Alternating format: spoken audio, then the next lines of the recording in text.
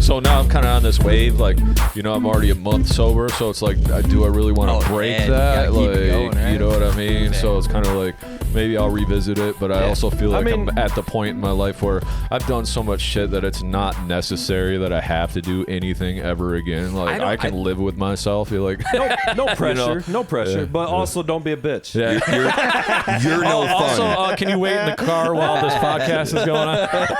Also, welcome to Dangerville, bitch. Yeah. We're gonna be smoking. No, it's all good. How's it treating you? What's that? A month sober.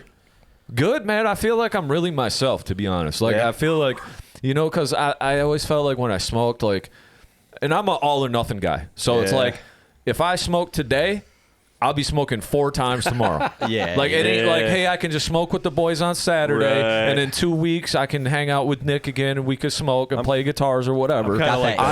Soon as I hit that, I'm going to the store in the morning and I'm buying a fucking half ounce and I'm smoking all day from the morning I get up sucking to the fucking dick for time heroin. Exactly. You know. Oh, he knows. He knows. Yeah. I used to be his dealer. Trust but me. it's just the I'm all or nothing, man. It's the same thing with sugar. As soon as I open that door, then I'm just eating sugar all day, every fucking day. So I just gotta fucking stay away from it. Just not do it. Dude, I was never like a big candy guy growing up. You know, some people fucking mash that shit. My mom always gets me like Easter candy and stocking candy and Christmas and all that shit, dude. I went so buck wild on Easter, I had to throw the rest of the candy away because I couldn't stop. And then I got all roasted, and like an hour later, I'm digging through the trash, George Costanza style, just like fucking like a heroin That's a drug, fiend looking dude. for that. It is. fix It's the thing. worst drug. It's It's the worst drug, man. Yep. Well, So I'm what's kind the of best drug? What's the Crack best drug? cocaine, son. PCP. Coffee for me. I don't care what anybody says. Caffeine, coffee. I can't live without it. I have to have it like ritually. Like, and it's not heavy, but it is like let's call it what it is. Like I'm really try to live without caffeine. Like, me too, bro. Yeah. I'm jealous of people that feel something from caffeine. Like I can drink a pot of coffee and I feel like that brings me up to baseline, like energy wise, so where I this should be. has caffeine in it. We're gonna break out this psychedelic water, which it's like made from tea and has, I think it's that kava shit or something. Yeah, I heard about it. Apparently it's just a little bit, gives you a little thing. Our friend of the show, Noah, gave this to me. Nice. And so fucking we'll crack it open. We'll fucking at least give it a taste. I'll here. taste I'm it. curious. See what's Yeah, up about it. I'll taste it. However you want to. He said it's cool. He said it's kind of like gives you just a little like focusy, you know, kind of thing. Yeah, I've been thinking about getting sober a little bit too, man, lately. So, you know. I'll tell you what. Probably ain't going to happen. You asked me how it is. Like, once you kind of get over that hump of not wanting to go back and smoke like a bunch, like you kind of get over that 5-day, 7-day kind of thing, and then you just kind of forget about it. For one, it's cool because you dream again. Yeah. It's Yes, like that's intense fucking facts. dreams Yeah. now. I Like still every dream, but, night, dude, just the REM dreams are sleep is intense. when you- Yeah. Yep. And then, so that's cool. So I know I'm getting REM sleep at least. And then, two, it's like during the day, I just don't feel like when I'm talking to somebody, I'm just not like kind of trying to burn out, searching for words, like conversation. I've had Like, that what do I happen to say? me. I don't even know what I'm doing right now. I can't people. Yeah, man. Like, you on know, the so, podcast, it's happened to me a couple times where I'm just like, I don't even know what the fuck I'm talking about anymore, dude. You know? I know we're here talking, but I'll go one way I or got the this other. psychedelic water. That's all I know. It's pretty good. It's pretty good. It's got this weird earthy. You can kind of taste the because it's tea, kind of. It's like green tea, and there's that whatever kava root. I think it's the kava root. Yeah, or that's something. We should just probably look it terrible. up. So Does that got like the kratom in it or kratom or whatever? It's either kratom or kava. One of the two. We Okay. should probably read the Oh, goddamn. jeez, bottle. Mine's fucking Look at this tripping on guy. the way So they home. were talking about, Let I me get think a it was little on the sip of that. Pass it Rogan that way. podcast Yeah, or what? something that Ron White had. I don't know if it Yeah. was that shit or Yeah, something it's like probably that. this shit. Yep. And they were Yeah, talking about What's it, it and called? apparently some Oh, it's called psychedelic water. Holy fuck. Yep. drug addict was trying to sue Goodbye. him because they didn't say it had kratom in it. DMT And he trip, started here we drinking go. like 10 of those Yeah. things a day. Yes. And then came off. Is the that what rails, it is? like, Is shooting up kratom? and shit. Yeah, it tastes like fucking lawn clippings, dog. Well, like, Oh, this guy, he hates tea. Well, that's why I don't even pass it to him. He fucking hates If you tea. don't like tea, you ain't gonna like that. I don't think. I It like tastes tea. good to me. It tastes like orange something. Yeah, that's what it is. It's orange. Yeah. When Tea is tea something- has like a ton of sugar, like peach tea or something, I fuck with that. Yeah, because you can honey only taste. action, It yeah. only tastes a little lawn clipping-y. This says herbal supplement oolong, and orange blossom flavor. Oh, that's why my dick's getting hard. Oolong is. We're all sitting here fucking rocked up. It's just fucking. They call that a soup kitchen.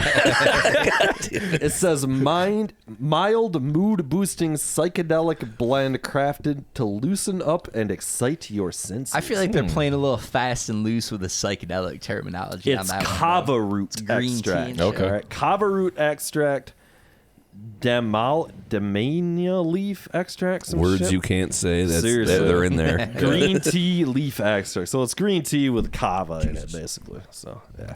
Anyway, I'm gonna be tripping balls and within minutes here. Yeah. See where this podcast really goes. Water or some shit, bro.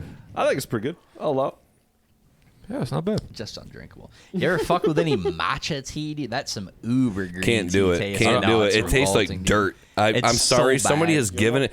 Every time I try it, the one time I was trying to cure a hangover and it just backfired immediately. Ooh. And I thought like, oh, cool. I'll just like hold it down. It'll be good for me. And it was like 5 minutes in the stomach and it was right back out. No thanks. Ooh, and off I've the tried butt? it. No. Oh. Right Out the the- way it right the way it came in. Oh. It was like, hey, remember the exit? Yeah, it was the same way it came in. Turn around, go back. And it was brutal. So it was like the burn of vomit with dirt coming up. You know, it was like it was bad going down. It was worse coming up. It was one of the most painful experiences. Like, I think Jordan was preaching that shit pretty hard. yeah, when he and was on the pod. I think It's somebody gave me extremely like good for you, dude. no, yeah, and if dirt was that good for you, Yeah, I would yeah. go out and eat dirt. I guess not. I mean, fuck, it's so bad. It's say like, I have not. He brought it back to 94. Not fucking dirt. Like I have a container of dirt in my pantry. It's called matcha, and every once in a while I go for the dirt. You know, a teaspoon in my tea. And it's that like that General mud rule of water thumb shit? is like the worse tasting the beverage, the better it is for you. That kombucha shit. Oh, yeah, yeah, It'll that make shit you look tastes like you're like- 150, Yeah. but it tastes like fucking vinegar. Yeah, It tastes like, yeah, It's like undrinkable. carbonated like a- hydrogen peroxide. It's like or you're something. Yeah. drinking some fuck out. Summer's Eve or some shit, Yeah. bro. I got into that shit when it first became popular. It was a while ago now, 10 years ago or something. And I was having this problem with like acid reflux, and people take that shit for acid reflux. Yeah, 'cause gut it's like- biome shit. Yeah, because it's a base and whatever. Right, and right. like I was literally like standing over the sink, like, ooh. And they like hadn't mastered it like they have now. Like now they Yeah. got flavors and shit where like you can't even taste Right. it. Then it was like straight up fucking That nastiness. stuff will put dude. some hair on It your ass really for will, sure. Dude, the dude. first I stumbled damn it. into it by accident, so I was like out on the road to work, and I'm in my car on the hottest summer day for hours at a time. Hadn't had anything to drink. I'm like fucking, Lawrence of Arabia crawling through the desert on my deathbed dehydrated. So I pull into the first place I see. It's a health food store. Go in the back, grab the first thing. Like, I needed something desperately, dude. I crack this thing open in the car, start slamming this kombucha. You didn't know what it was? No idea what it was. And, dude, it was undrinkable. Just, Yeah, did just pounding That ain't something you kombucha. slug down. But to by the quench your time I got thirst. done No, with it, it's dude, not. I felt like goddamn Superman by the end of that bottle, Yeah, dude. yeah. I felt like a fucking superhuman. Yeah, it was out of control. See, now they make that shit. I looked it up. It's like back fermented then. shit, It's- ain't It's it? mushroom, dude. It's this Oh, big, okay, crazy yeah. fucking mushroom they like ferment Yeah. with this fucking My in the girlfriend water used to and- make that shit back in Yeah. the day at the house. Dude, one more kombucha thing here. So I'm watching the NBA Finals by myself. Chick I was Nice. dating out of Nice. out of town, way back in the day. And I hear this fucking shot go off like a cannon, and I'm freaking out like, what the fuck was that? And I hear another one, and I go up in my cabinets, and I forgot that she had these big fucking glass jugs of kombucha she was brewing. And that stuff, like, as it starts doing its kombucha thing, it builds up mad pressure, dude. yeah. And these things are fucking exploding in there. I got gallons of kombucha dripping down the fucking cabinets and stuff. Yeah, it was not a good situation, dude. That's fucked up. They have like this, it's pretty expensive. It's like $3 a can or something. It's like this prebiotic, like pop actually. There's like pop that's like good for you or whatever. Yeah, I've had that before. Like that shit isn't terrible, Yeah, but it that's kind pretty of is good, like the same kind of thing where it's supposed to help your gut biome type shit or whatever. Yeah, like, it's it's like not bad. But kombucha I can't pay soda, $3 for a can of pop. Like it's not that good. Oh, It's hard for me to drink or eat if it's not for flavor. Like it's hard for anything to go down if it doesn't taste good. And I'm sure that's the same for most people, but I put a real emphasis on that. I don't even I'll eat enough to be like lean or not indulge on just sauce on fat. You know, like I have some limits built in, but at the same time, at no point am I thinking, well, I better eat really super healthy, like brand bullshit. Like just tastes like cardboard going in. Like, no, it's got to have flavor on it. And if it's not flavorful, I don't care about the health benefits. Well, I like, just started throwing up after meals, so you kind of get the best of there both you go. worlds. There you that go. way. Yeah, that's it tastes good, and then you just get rid of the Go bulimic everything, or go the bad home. stuff. Yeah. Go bulimic or go. God damn it. You're skinny as fuck though, dude. You fucking you're maintaining over there, dude. How the fuck? This you know? motherfucker eats like a raccoon, dude. Like- He'll eat fucking That's what I'm everything. He's saying, like, dude. "What's the special? Give me that. What is it? I don't know. Some fucking cooked fucking bullshit Yeah, I from run the high back. on Like, I caffeine. don't. I'm picky as fuck. And I do. I You'll run eat for whatever, one. dude. I run high on caffeine, and I eat like one good solid meal a day, and I kind of peck around between like so from breakfast to That's what you lunch. do, It's too. almost nothing. Grazing, yeah. I force myself to eat breakfast, and I hate saying that because you probably anybody should like get up and get started right. Water, stretch, like all the shit you should do. Right, have a healthy breakfast, take time. Protein. Yeah, 50 grams so of I protein in tried. the I morning. just try to eat what I like within the realm of healthy. Me too, I mean, yeah. so there's a lot of healthy things that are on the table, but I'm like, 10% of that is only for me because a lot of that shit I don't have time for and I don't want to do. But I'll wait till dinner to really eat. And on a night like tonight where you didn't make a lot of time for dinner, fuck, I'm starving. But I nibbled all day. Yeah, I'd have brought you some, man. We just crushed some dinner. no, it's good. I mean, I had enough, but tonight was not a 3-course night. Like I'd like to have it by dinner time. But I what don't just eat went to until wrap snacks. We got wrap snacks for you here, bro. I see that. I can't wait to Worst break chips ever. sour cream with a I go dab of real ranch. far in either direction. So like tonight, I'm doing grilled salmon, fucking rice, vegetables, and shit, keeping it real straight. And then on the ride home, dude, I'm gonna be getting multiple chicken McNuggets, Big Mac orders, just fucking going. he's gonna savage, fuck that dude. whole salmon meal right to hell. I look at it like a bank account. I figure if you eat enough good shit, you can get away with Kinda. just being True. fucking True. savage. Yeah. And see some terrible There's shit. some truth to 80-20, that. man. There's some Yeah. truth to that. Yeah, for sure. You What's got- your go-to breakfast? What are you eating? Me, mostly I always start off every morning the same for me. Kind of helps settle my stomach because I have stomach issues. I got ulcerative colitis. But I'll eat a banana and then a Premier protein shake and then some other protein because I try to get 50 grams of protein in the morning first thing.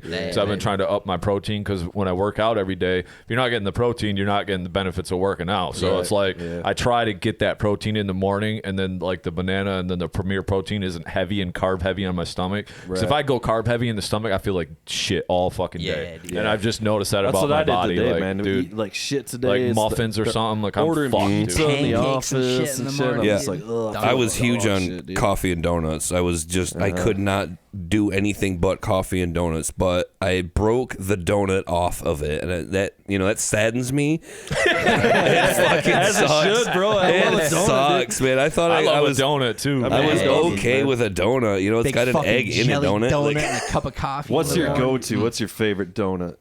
I'm a jelly donut guy. Yeah, Yes, yeah. sir. Sucking it out with a straw. I also some straight glaze, licking dude. the Some inside OG like a- just glazed donut. Sometimes less is more, man. Give me a dominant warm glazed Apple donut. apple fritter is a great one. That's my dude. That's what that was my answer. Apple fritter. is the Gotta good fuck with it. one. Yeah, I can do the Apple fritter, man. That's the You move. can do the Long John. That one's pretty good with the custard in the middle, the but you're actual going custard. heavy on the sugar with that. They got to Yeah. be prepared. I for don't that I don't Bill love the custard custard. load It's down all your right. throat, I don't so. know. And It's not then my I favorite. also like they have like they have like an apple cinnamon twist one that Wesco. Damn, dude, we're like the same motherfucker, dude. I'm telling you, That man. bitch is good too. Those are bro. my go-tos, dude. So The if it's a apple fritter, donut, it's got to be chocolate covered or double chocolate cake Yeah. covered donut. Just I like chocolate. a cinnamon roll too. double It's- chocolate. Yeah, it's the chocolate. It's the chocolate donut with the chocolate glaze. frosting. Yes. God damn. too much chocolate. Yeah, But that's if fucking I'm eating, intense.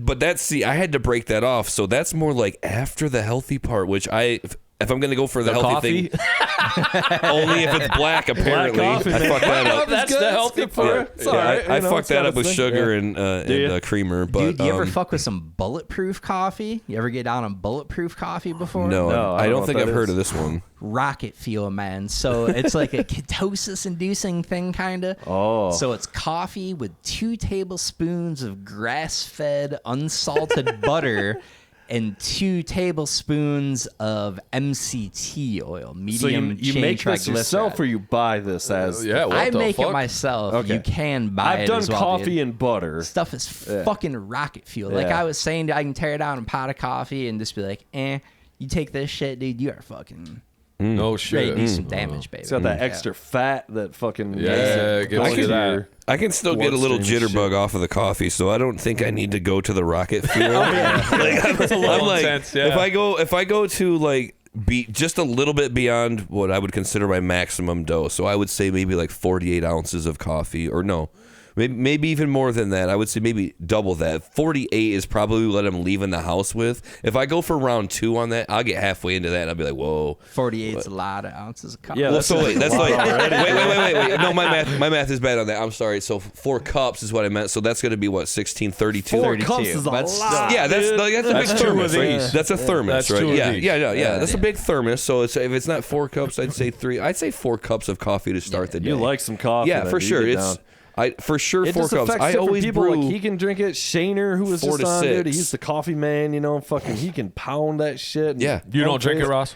I drink coffee. What I like is a little bit of a very intense coffee. So like the darker, better the coffee, but just a little bit, not like a cup. Like I even almost go for like 3/4 of a cup of really dark coffee. I'll drink that through the morning, and then like maybe later on I'll get into a little more, go to like kind of cup 2. But I like a little bit of an intense coffee. But I'm really sensitive to caffeine. I'm kind of sensitive to all substances, honestly. Yeah, me too, It kind bro. of sucks, but like, yeah, No, it's dude, good. like- It's good. It It keeps the is- tolerance nice and low, Yeah, so that it you does. can like It does. you don't have to like abuse yourself. Coat down. He's like, oh, what's enough for me, Cheap boys? days. Seriously. Yeah. You don't fuck with like them triple shot fucking Nah, that type see, shit. I That can't too do much none for of you. that shit, dude. I None see. of I that don't. Yeah, shit, I'm nah. similar to you two, where I maintain enough of that sensitivity where I can just enjoy coffee and I don't need to go to espresso. I've tried like there's one they sell. Maybe you've heard of it. It's called Death Wish, and they want you to throw so much grounds in there, and I'm like, man. you're just killing yourself trying to You get enjoy that it. shit, it's like 400 milligrams. No, you don't need to do that's this to insane. yourself. Nah. No, it's just, and it don't. They got taste some that energy great. drinks like that too. That That's are what just I'm- over dude, the fucking I don't fuck with top. energy Nope, drinks. I'm Yeah, I a don't huge either. anti-energy I drink can't do it. advocate. I'm like, don't. They got I one said, that's just called Heart Murmur. Yeah. might as well be like.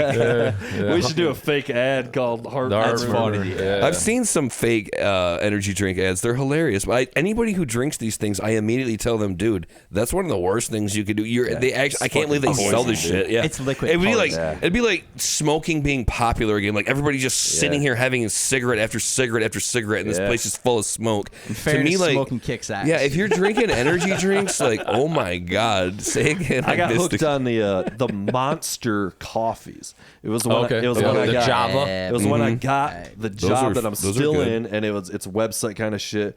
And so I'm sitting there, and it's like, kind of new office gig, and there was a Walgreens like in our parking lot, so we would walk to Walgreens like every break. And I got addicted to those huge Monster coffees, which are the worst thing ever, and a fucking like a Walgreens bought muffin. So not like a fresh baked muffin from Yeah, some like frozen ass for a $3 more shit. packaged in the Yeah. plastic, Some high like, school Otis ultra Spunkmeyer butter, fucking. Dude, them are the shit though. I love them. it was chocolate, good, chocolate chip. and the Monsters tasted good too. But like Yeah. I was like, I'm gonna die. Like, every day. I'm like, why am I doing this? You're I just, gotta like stop flipping doing your this. desk Well, and shit. and Monsters were seriously. Not dude. to mention, What's like, going on? if you're doing that daily in and out of work, like every day, that starts to cost some I was money just gonna at the say end the of the same month. thing. That's Like, a pricey like that's fucking like you thing, could get man. that for Yeah. a quarter of the price or whatever, Yeah. a fraction of the price, like at home. Like, hey, Yeah. if I dude. just make my own whatever, and that's a time thing. Like, do I have the time and energy to be baking and That all this shit's shit? so $3 times Sorry, 250 or Yeah, however yeah, many no, like, weekdays raises And in the if you fucking go year out to or whatever, lunch at you know, work, like, And I wasn't making big money at that time neither. Yeah, no. It was, well, you see it though with guys at the $7-8 on shop. every You know, time. they go to the restaurant every single day. They never pack themselves a lunch, and they're spending $10, $15 a day on lunch. Now That's it's a 20, dude. Yeah. You know, And it's 20 to like, eat, yeah. and it's like that adds up every day, every week, every month, and you're like, well, I don't have any money. It's like, dude, look at you. You're spending it all day on yourself. Like you treating yourself like a king every day. I'm kind of a beverage slut though, man. I'll go and like, give me an Italian cherry soda. Like, I was gonna say, we knew that when you ran into that health food store and just chugged that fucking kombucha. Oh, let's make it splash on my face. Just give it to me. No cup. What size? No cup. Just hose it in my mouth. The move for coffee though, dude. Step aside Starbucks. Step aside everybody. First of all, I'll give you some Kalamazoo Coffee Company. Is the shit coffee one. Shout out Kalamazoo Coffee Company. Amen. That second. And the French press, baby. This guy. The French press. I realized this guy's mind was fucking French press coffee. I don't got take me the into time. black coffee because I couldn't really drink black coffee. I had to have some fucking French vanilla or something in there, which I still dig. But like fucking crashed at his house all fucked up one night and fucking he got that French press out the next morning and did the black coffee and I was like, oh wait, different. That intravenous It's different. It's smooth. smooth. Yeah. You got all the grounds right in there. It's nice to you take the feel time. good without the fucking shitty extra sugar and stuff, which makes you feel bad. Another It's little trick of the trade here. So L-theanine, if you know nootropics, like different brain shit, L-theanine's a real basic one. It's like I think it's an amino acid, but it counteracts the negative effects of caffeine and amplifies it. So you don't get like the I need this. That's in my why life. that crazy head, you don't get like the upset I need stomach, this. dude. And it Talk like to this guy. fortifies. That's with why caffeine. it's in some of those energy drinks already. Yeah. You'll see the theanine. It's one of the things right on the top that they have. Yeah, this motherfucker went deep on that shit. He's got fucking bags of shit, jars of shit looking like a goddamn I spent months and hundreds of hours mad going deep down scientists that rabbit hole. fucking jars I'm still of dumb as powders balls, and dude, shit. so in retrospect, not a good use What of is this mostly The juice nootropics wasn't worth or the squeeze, Yeah, all dude. that. All that type shit. I'll get real obsessed with one thing and then just do nothing but that for 6 months and then on and that. Like two of You those listen things. to like the Huberman podcast or something? Huberman's badass. listen the to him all guy's the time super too, interesting. yeah. But nootropics and DMT. Yeah. So I'm not even talking about doing DMT. I'm talking about just learning about it and like Oh, researching yeah, it. Fucking just hours of time. Yeah. It's an illegal substance, you know. Of course, I So you dabbled go in such hard in the things. paint. We would Yeah. never do DMT. It's but an learning interesting about it subject, though. I've read about it too. There's a lot of interesting information on it if you're just to consider it in your own personal worldview. Like DMT is a naturally excreting chemical out of the brain. Correct me if I'm wrong. It is, Right out of the pineal gland. This is what creates dreams, right? Yeah, man. And this, Theoretically, yeah. And this lends itself to a lot of personal philosophical things that I believe in, just without even having to like go out and advocate or say do DMT recreationally or otherwise, like go on a spirit quest or find out what it's about. I'm not saying to do that. I mean, you already have this kind of basically within you. I think it's something to tap into. I'm curious too, but right now I have so much going on in my life that I don't want to sit here and Oh, you'll tell you forget that, all of that. Yeah, I know. I don't want to sit here and suffer some ego death that I don't think I'm built for right now. I don't think that it's It'll a tear you time. down to the studs. Yeah, I don't think. I think I'm going through enough in my life right now, as it were. Like I just, That's the I'm best good. phrase ever, though, dude. It'll tear you down to the studs. Yeah, I love man. that, dude. You're remodeling for sure, bro. You're throwing a heavy remodel on that bitch, bro.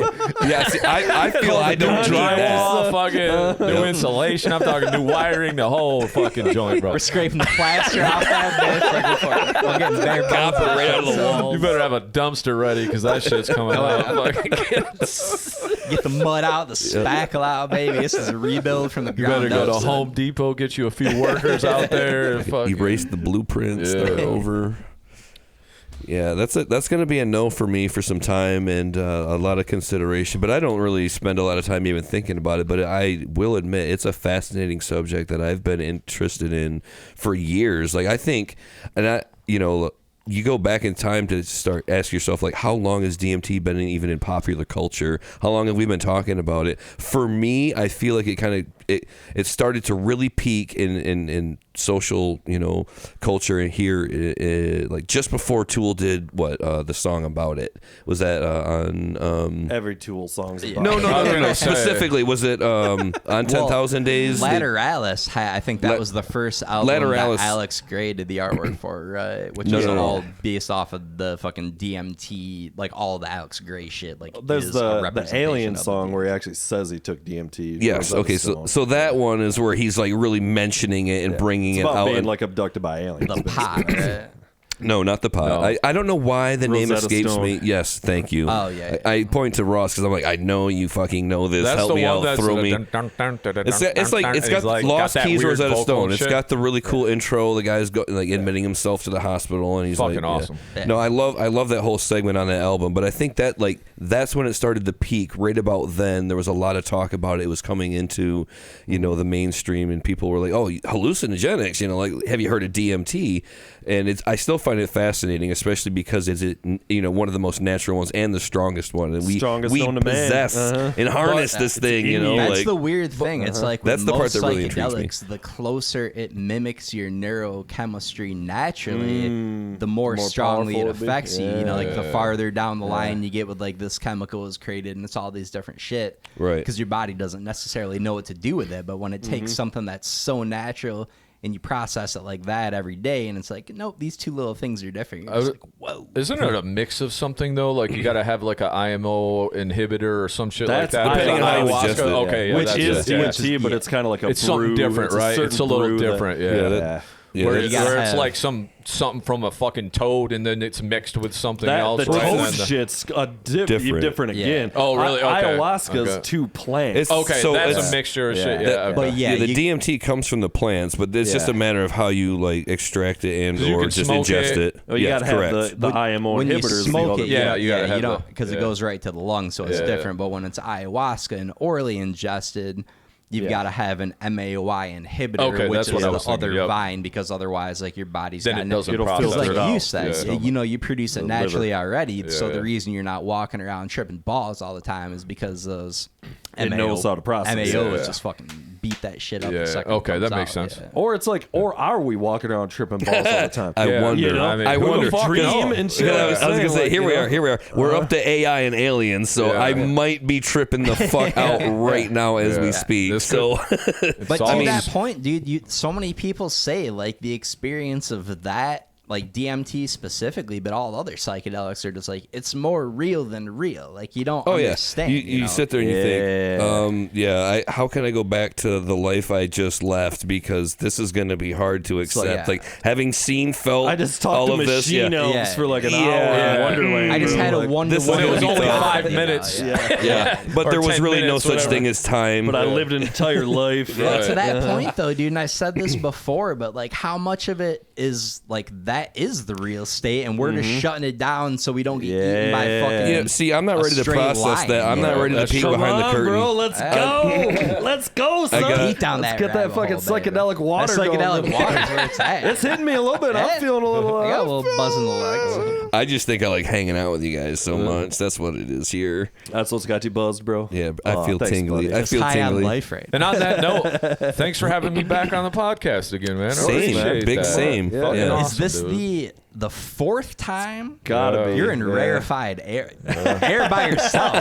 Air is so rarefied. It's a one-man show right now. Did J-Man for the fourth I appreciate time, it, man. dude. I appreciate it. Because I think there was the first is nobody else solo will come. one where we didn't have you mic'd up. Yeah, we had like a good section and it kind of. You guys But need to hey. apologize to him like on every single show. I did, man. I laid it out. Even the ones he's not on. Real quick shout out to Indeed. Jay. Sorry about the time Sorry the mic about didn't that work. time on the second episode, everyone.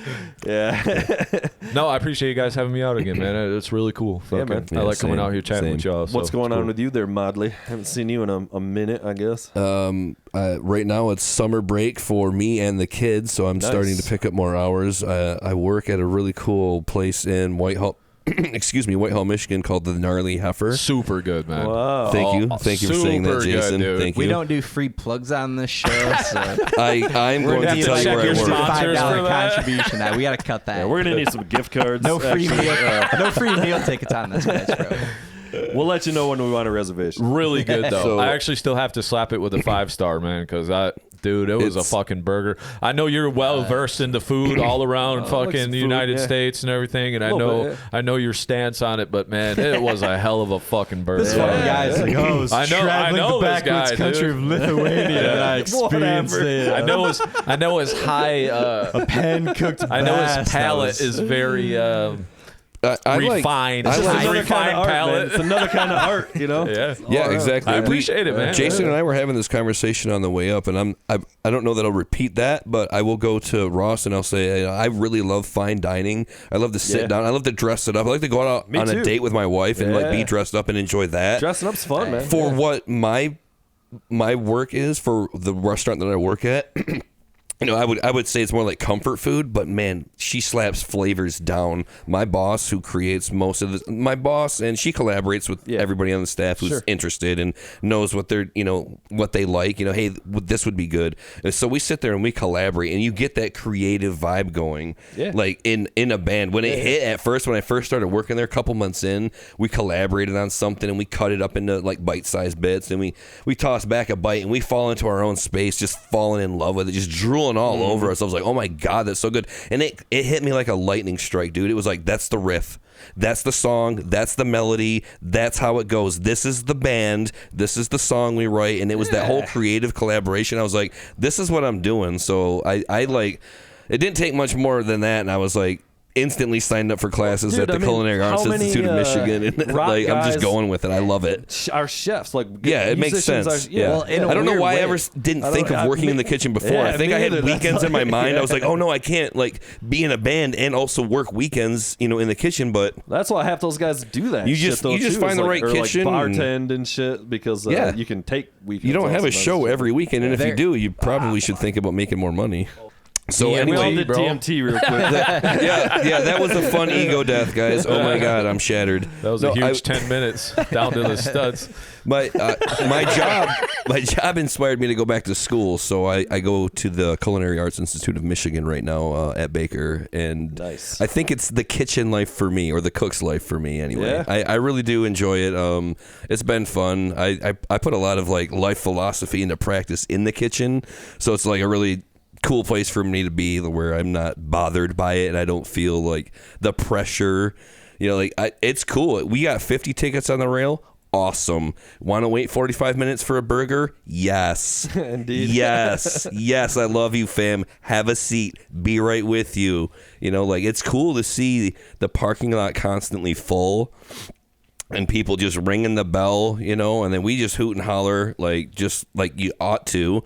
People are telling you like, hey, we love the food that you just made us. So that is what's been good. Other than that, I sit around and I watch the kid play the video games a lot. I just watch her go, and trying to hustle and work on any musical project that I can get going forward. Well, let's talk about that a little bit. You wanna? Can I? For Jay? For a little bit. We got other things we're talking about. Yeah. So, we talked last time, and, for anybody listening at home, listening again, the Infinite Design album is set to drop in a week. 7 days it'll be available on every streaming platform, front to back. We're looking at a 50-minute album, 8 pieces of music and 8 samples with original orchestration behind them between each track. It looked like it was 16 tracks. It's 16 tracks, but it's 8 songs. Okay. Yeah, and then there's a minuet. There's a minute to 90 seconds between each track, and then that was Nick's. Yeah, I had to have that. I had to have something to give each song, because each song's a slapper. We did in the last album on Phases, we did the progressive metal thing where you go into the really mellow, orchestrated, atmospheric part, and we even did the life imitating art imitating life, with the conversation talking over us. We just put that in the music on the last album, the voices of people chattering over our music. Pink Floyd. Yeah, you're playing at a bar and nobody gives a fuck, that you just broke it down to a really melodic, clean part. Funny. So that's on the last. We didn't want to do anything that involved or progressive or forward thinking this time. Not that we couldn't, but time is of the essence, and we did want to harken back to really solid death metal writing, it has song structure, it has melody, but it's pretty mean. Like we emphasize, like Jason wanted visceral lyrics. Yeah. Jason, he set the stage with a lot of like the song titles, the working titles, and what he wanted those lyrics to be about, and like the topics. And then I would take those ideas and I would run with them, like, twine them with some of my own ideas lyrically. And I'm really proud of the lyrics. Jay gassed me up the whole way. He's like, dude, I love the lyrics. I love the vocals. And I'm just like, really? I hope so. Really? Yeah. Really? Tell me this doesn't suck, dude, because Mod has always been a great writer. Like, always been great with the words, man. The wordplay, like digging into using different words that aren't typically used all the time. Right. And like, so like I already kind of had the topic, so I'm like, I let you run with it. But the biggest thing for me was there was actual like vocal patterns, because you listen to a lot of metal and the dude's just fucking screaming away, and it's just like, where are we going with this? Like, the music's cool, but it's like, dude, you're just constantly screaming. There's nothing I can hang on to. Like, yeah, so it's like, for what it's worth, it's not necessarily melody as far as like singing goes, but it's like something that kind of sticks in your head where there's a vocal pattern, right? And that's what I thought he did an amazing job with, the way it went over the music. And then like there's parts that call back, so when that riff comes again, like that vocal pattern comes again, right? So he did a great job with it, and I was impressed on that behalf, So who all plays on the record then? Did Adam play the drums? Yeah, and me and him. Okay. Yeah. That's kind of a 3-piece kind of thing. Yeah. Yeah. It started out maybe in the songwriting process as 4, but ultimately, all said and done, like all songs were written by Jason and I and Adam on the kit. And all the lyrics were written by myself and Adam, but all of the song titles would be credited to Jason, I believe, or most all of the song titles. I probably think track, State of the World, I think. State of the World, Address 666, that's mine. Yeah, I mean, and it was one of those things, I know we talked about it last time, so I'm not going to go reiterate, but it was just a long fucking process. Oh, my right? God. Because we started it way before the pandemic. Oh, my God. We started in 2019, and here we are in 2023, finally fucking coming out. I will say all Infinite Design is available on all platforms, too, so all of our back catalog now finally is available for streaming everywhere, so that's kind of cool, because I kind of got that all going, too, so at least everything's out there. And then with this album, it's called Embrace the Void, so it's more plays on it. I'll let Nick speak on this a little more, but it does play on like basically it's it, man. This is it. It's over, it's done. We're on to the next thing. Infinite Design, after the 12, 13 years that it's been in its existence, is the longest thing that I've done and been committed 15, and 16, dedicated 17 maybe, because 2006, so yeah it could be. I mean, it's been a long time. I mean, 4 years just to make one record, that's fucking a long time, No, so, when this started, it wasn't the end. It was at no point in the beginning of this project was it the end of the band, but at some point during the process of creating this album, it was the end. It was like, we're done. We're not doing like another album. We're not doing another show. We're not doing another practice. We're finishing this up. And I almost begged. Yeah, no, I mean, I felt like at some point I don't want to say I begged, but I was really in Jay's ear about like not quitting on this, not discarding the material, not like sleeping on it forever and forgetting about it. I was like, just take your time with it when you feel like you like it, like when you enjoy working on this kind of, when you need a break from what else you're doing, fall back on this for me, because I got a lot of good ideas, and I just can't see it through. I'm not the guy. I don't play around in the studio, right? And I don't want to release these demos and be like, oh, it could have been something. Now what Jay has given and delivered on for me is just everything I ever wanted in my favorite death metal album. And he allowed me a lot of like creativity in the vision of it. He's like, all right, I get you. You want to go with this artwork or this layout, like I trust you.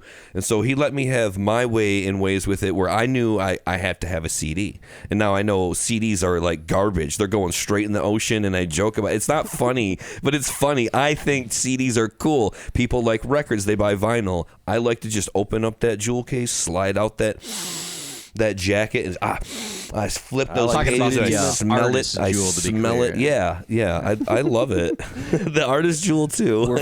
But I was like, we have to have this project in our hands physically. We have these 3 other albums and an EP. I needed to just have like finality, and so in the process, I was like, well, how? I think Jay maybe even bounced it off of me, but just an idea that we were like, let's name it "Embrace the Void" after one of the songs, and it'll be like kind of like knowingly saying goodbye, like a swan song type, tongue-in-cheek type, title for the song. So look for that in a week. I'm super stoked on it. I love everything about it. If you guys like death metal or have reason to listen to like extremely intense music, I mean, if I'm going to name drop comparisons of what I like to like what it sounds like to me, what I wanted it to sound like, I will throw it back to like mid 90s death metal: Carcass, Heartwork, Death Symbolic, Morbid Angel, Domination, and we maybe there's some more modern stuff in there, like there's definitely things that we listen to, clearly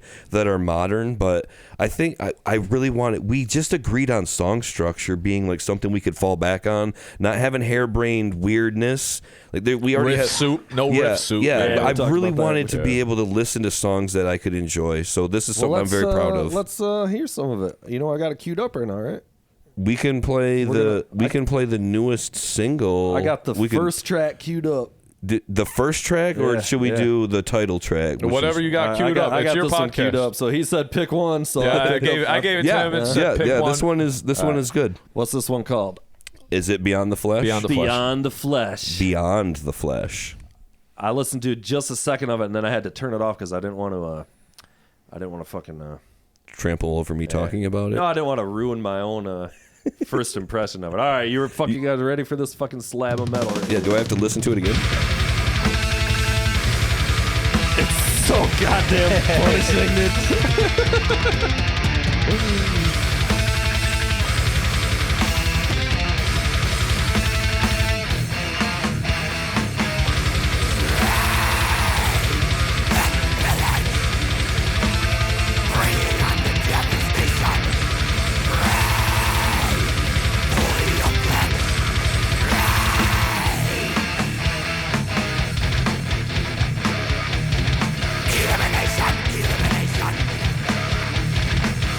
Bringing the heavy baby.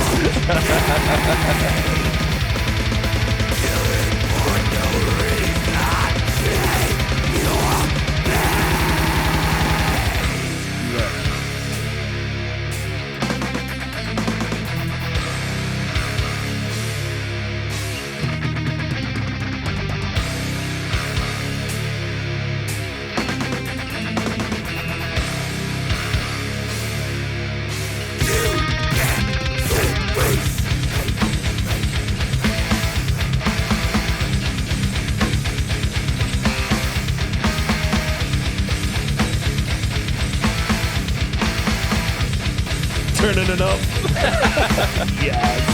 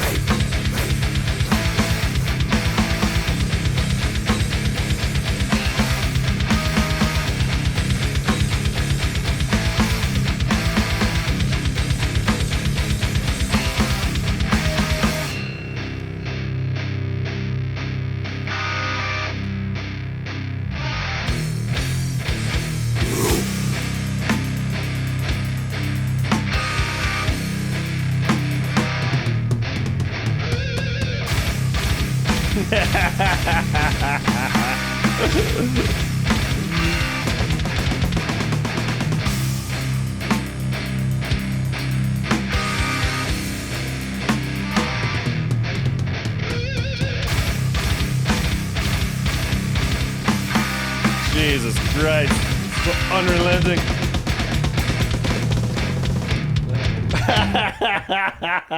Oh, okay.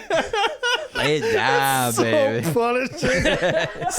Yeah, there's Such a slab of metal, dude. Jesus Christ, man. so I'm super proud of it, and like I couldn't let Jay quit on it. I mean, I think the proof is in the Some pudding. nice riffing, man. Thanks, I buddy. like what you're doing there. Oh, Thank you. man. Yeah, very cool. Yeah, I'm stoked on it. Thank you for the reaction, Ross. That was priceless. Thank you.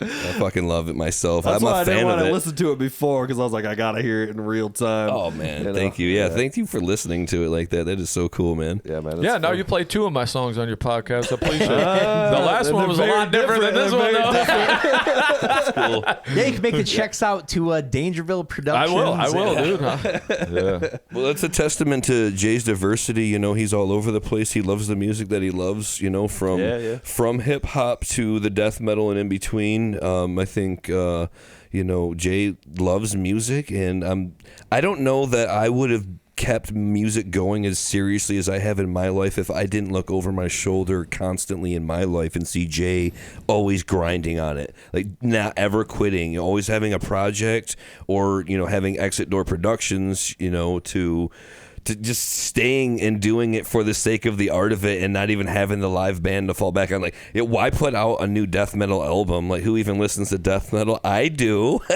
I want it. Please finish it for me, your friend, bud. But, you know, I had to have it for the sake of the art.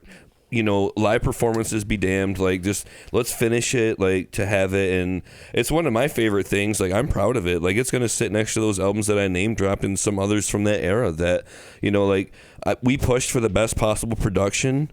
We thought we had it mastered, and then we just kind of sat on it. Like, and we were just, it was done.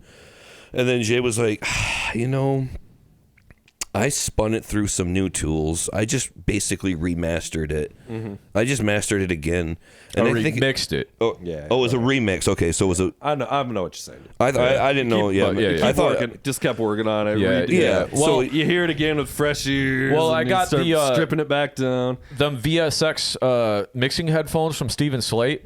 People are loving those. So, I'm always skeptical about that kind of shit. Well, I was too, and then I just read like a ton of reviews and shit, and I was like, you know, I'm going to give these bitches a try.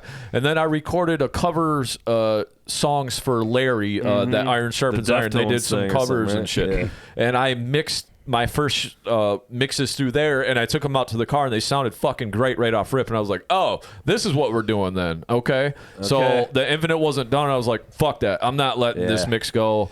And there's still a few things I listened to the first time yesterday, like when I sent it to you at work. Like, I listened to the whole thing because I didn't listen to all them little 1-minute snippets of stuff in between with like the samples and all that stuff, like, because those were all productions I made too. Like, there's strings and there's different shit going on. He was very specific with what exactly he wanted. So I just kind of tailored it to what he wanted. There's sections when they're like vocal, like samples from like movies and shit, but there's like music and stuff going behind them, and they're all about a minute long in between to break up the relentlessness of that fucking.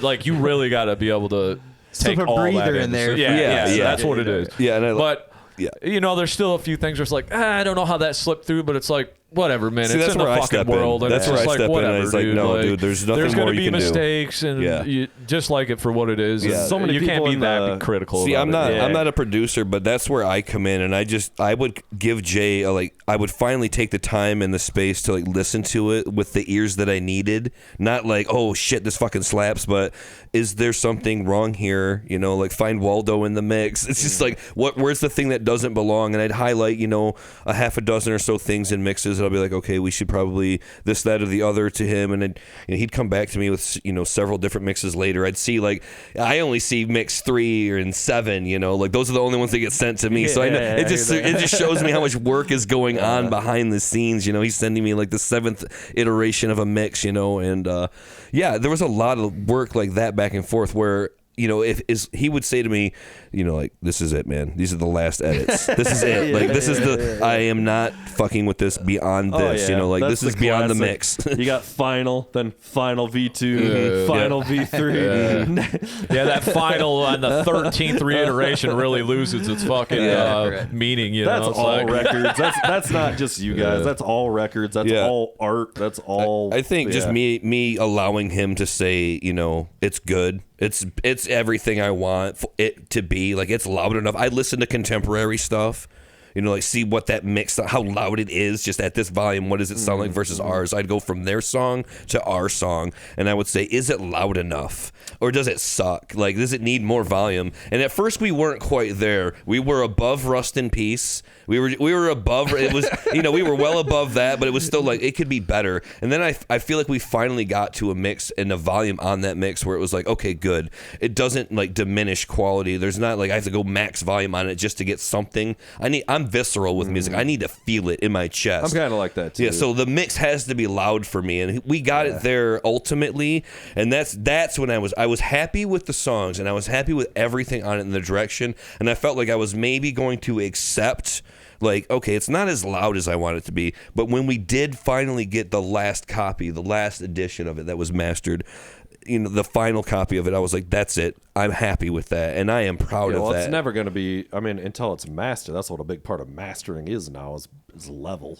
Right. Bringing it up to, and that's what it was. Volume. It was. I remixed it and then approached the master, because I was like, I was mastering and it just wasn't hitting. But a lot of the times the master is in the mix too, right? Because like you gotta almost mix with the master in mind, or else fucking some of that shit will just take over the snare or whatever. Like a few of our old records we sent to Jamie King, which he's a big producer that does all Between the Buried and Me stuff. Like, he's always recording all kinds of shit, and we had him master our stuff. And there's like, I'm like listening to it back, and I was real happy with it. I'm like, man, the snare's really not there. You know what I mean? Like on fragments and shit. Like, there's just some parts. So like, I'm like, well, I'm gonna take the mastering and to my hands, and then I'll be able to correct those issues or do whatever, you know. So like I said, there's still some things where it's just like, but you know, I'm listening to it with a super critical ear too. So it's like, that is more mix issue. Whatever, but you know, stuff like your reverbs and shit come out a lot more in masters, because you start slamming shit, so all that fucking modulation and stuff starts coming up. So that was a problem we always ran into, is having like too much reverb on different things, and that like it sounded good like in our mixes or whatever, but then when we had it like professionally mastered, it would be like, oh, that kind of stuff really starts to come out in these masters where they're crushing the hell out of everything and stuff. So I love the quintessential right nature of that statement, by the way. A couple minutes ago, I'm still dying. You're just like, ultimately, fundamentally, the question we had to ask ourselves was, is it loud enough? It really, that matters a lot more than you think. When, you know, like, hey, man. Like, well, that was the whole, do you know about the loudness wars through the 2000s? I mean, I do, but that doesn't sound like anything I'm familiar with. It's not at all. It was that ultimately fundamental. Unless you're talking about like live stage performance. No, I'm talking about CDs and all music production and getting on the radio. People mistake loud for good. Sure. Yeah, the louder it is, they're going to say it sounds better. If you're listening to stuff on the radio, which this is still when like radio was kind of prevalent, is if your song's playing and then the next song comes on, it's just a little bit louder, even though radio is fucking, they're smashing the shit again, but it's a perceived louder is better. So people, that creates essentially hit songs. Right. Yeah. Okay, so everybody gets into the loudness war, and it's when digital is fairly new, CDs are the prevalent medium, radio is still a thing. Everybody, streaming's coming up. It's starting, like, you know, streaming's around, Apple Music's new and stuff, and so it's all starts to become who can be louder at the detriment of records. So they've been going back now, like Rush remixed and remastered an album. I mean, Metallica was pretty notorious for, that's what actually part of Saint Anger is actually that too. But the loudness wars was just a thing in music history. And it's still kind of, it's still a thing. Like, you know, it's like, and that's always the trick, is like, even there's a few parts on there where I'm hearing a little smashing because I wanted to get it loud enough, but at the same token, like at the end of the day, it's like one of those things, you just gotta let it go, man. Like it's like, go fly, like, and it's weird, like, because you know what I mean? That like era, you can't. I like that kind of crushed sound in a way, and like like some of these remasters, I'm like, to me that doesn't sound as good as the original. But it's like, it's also because I just grew up in an era, you know, like of when that was the thing. So that to me is what it should sound like. I can't get down with the remix remaster after the fact. Like an album is a thing in a moment in time. Like, remaster is a little different, but I say that like the Queensryche remaster was dominant. The one that I just bought though, that was a remix, right? That we discussed, the Death Human album. It probably was. I mean, it probably was a remix and remaster. They really brought the bass out in ways, and it just sounded so much heavier. And I just put it up against the original copy immediately. I just ordered it last night. I'm like, I don't know how I don't have all of the remasters, but I think I have trust issues with these things because I'm scared of it sounding different than what I know. Well, it is going to sound different. Yeah, but it didn't sound like different in a bad way. Those sounded terrible, by the way. Well, if they're doing it right, it should sound like when Steven Wilson remixes his shit, he's like, all I'm trying to do is like restore a classic piece of art, you know, like that's all I'm trying. So it depends on who's doing it. Like, is it a ground up remix where it's a remix and they're gonna go do whatever they want with it, or is it like I'm just trying to take this thing that I love? Like he reckoned it to be in like you found an old painting that these guys that restore paintings, it's just like taking off just a little bit of grime, you know, whatever's on there to kind of bring it back. Remaster, I feel like it's a situation of it's better, but is better. Exactly, and to your point, you're right. There is something about it's a place and time. It's a piece of art that this is what it is. And the suck of a thing can add to the glory of a thing. And it's like you're saying, like it's what we talk about in records so much is the flaws. And as we actually love the flaws, but we've all gotten ourselves into, me more than anybody, into trying to create perfection. It's the Cindy Crawford mold, baby. It makes it more beautiful. And that was a huge part of the delay of this album is just like it had to be perfect. It had to be something so much more important than, you know, like a live performance of these songs. To me, it had to be a legacy of sorts. It had to be something that I could live with listening to time and time again. And it had to be perfect in ways that, you know, like at least were acceptable by my standard, you know, and Jay can live with it, you know, like, but it didn't become like this insane thing where like, I can do it better. I can do it better. It's like, no, it sounds really good, bro. Like, it sounds good. Move on to the next song. That's a good mentality. That's where you want to be. Yeah, like I'm happy with it. I'll counterbalance you over here. I'll be like,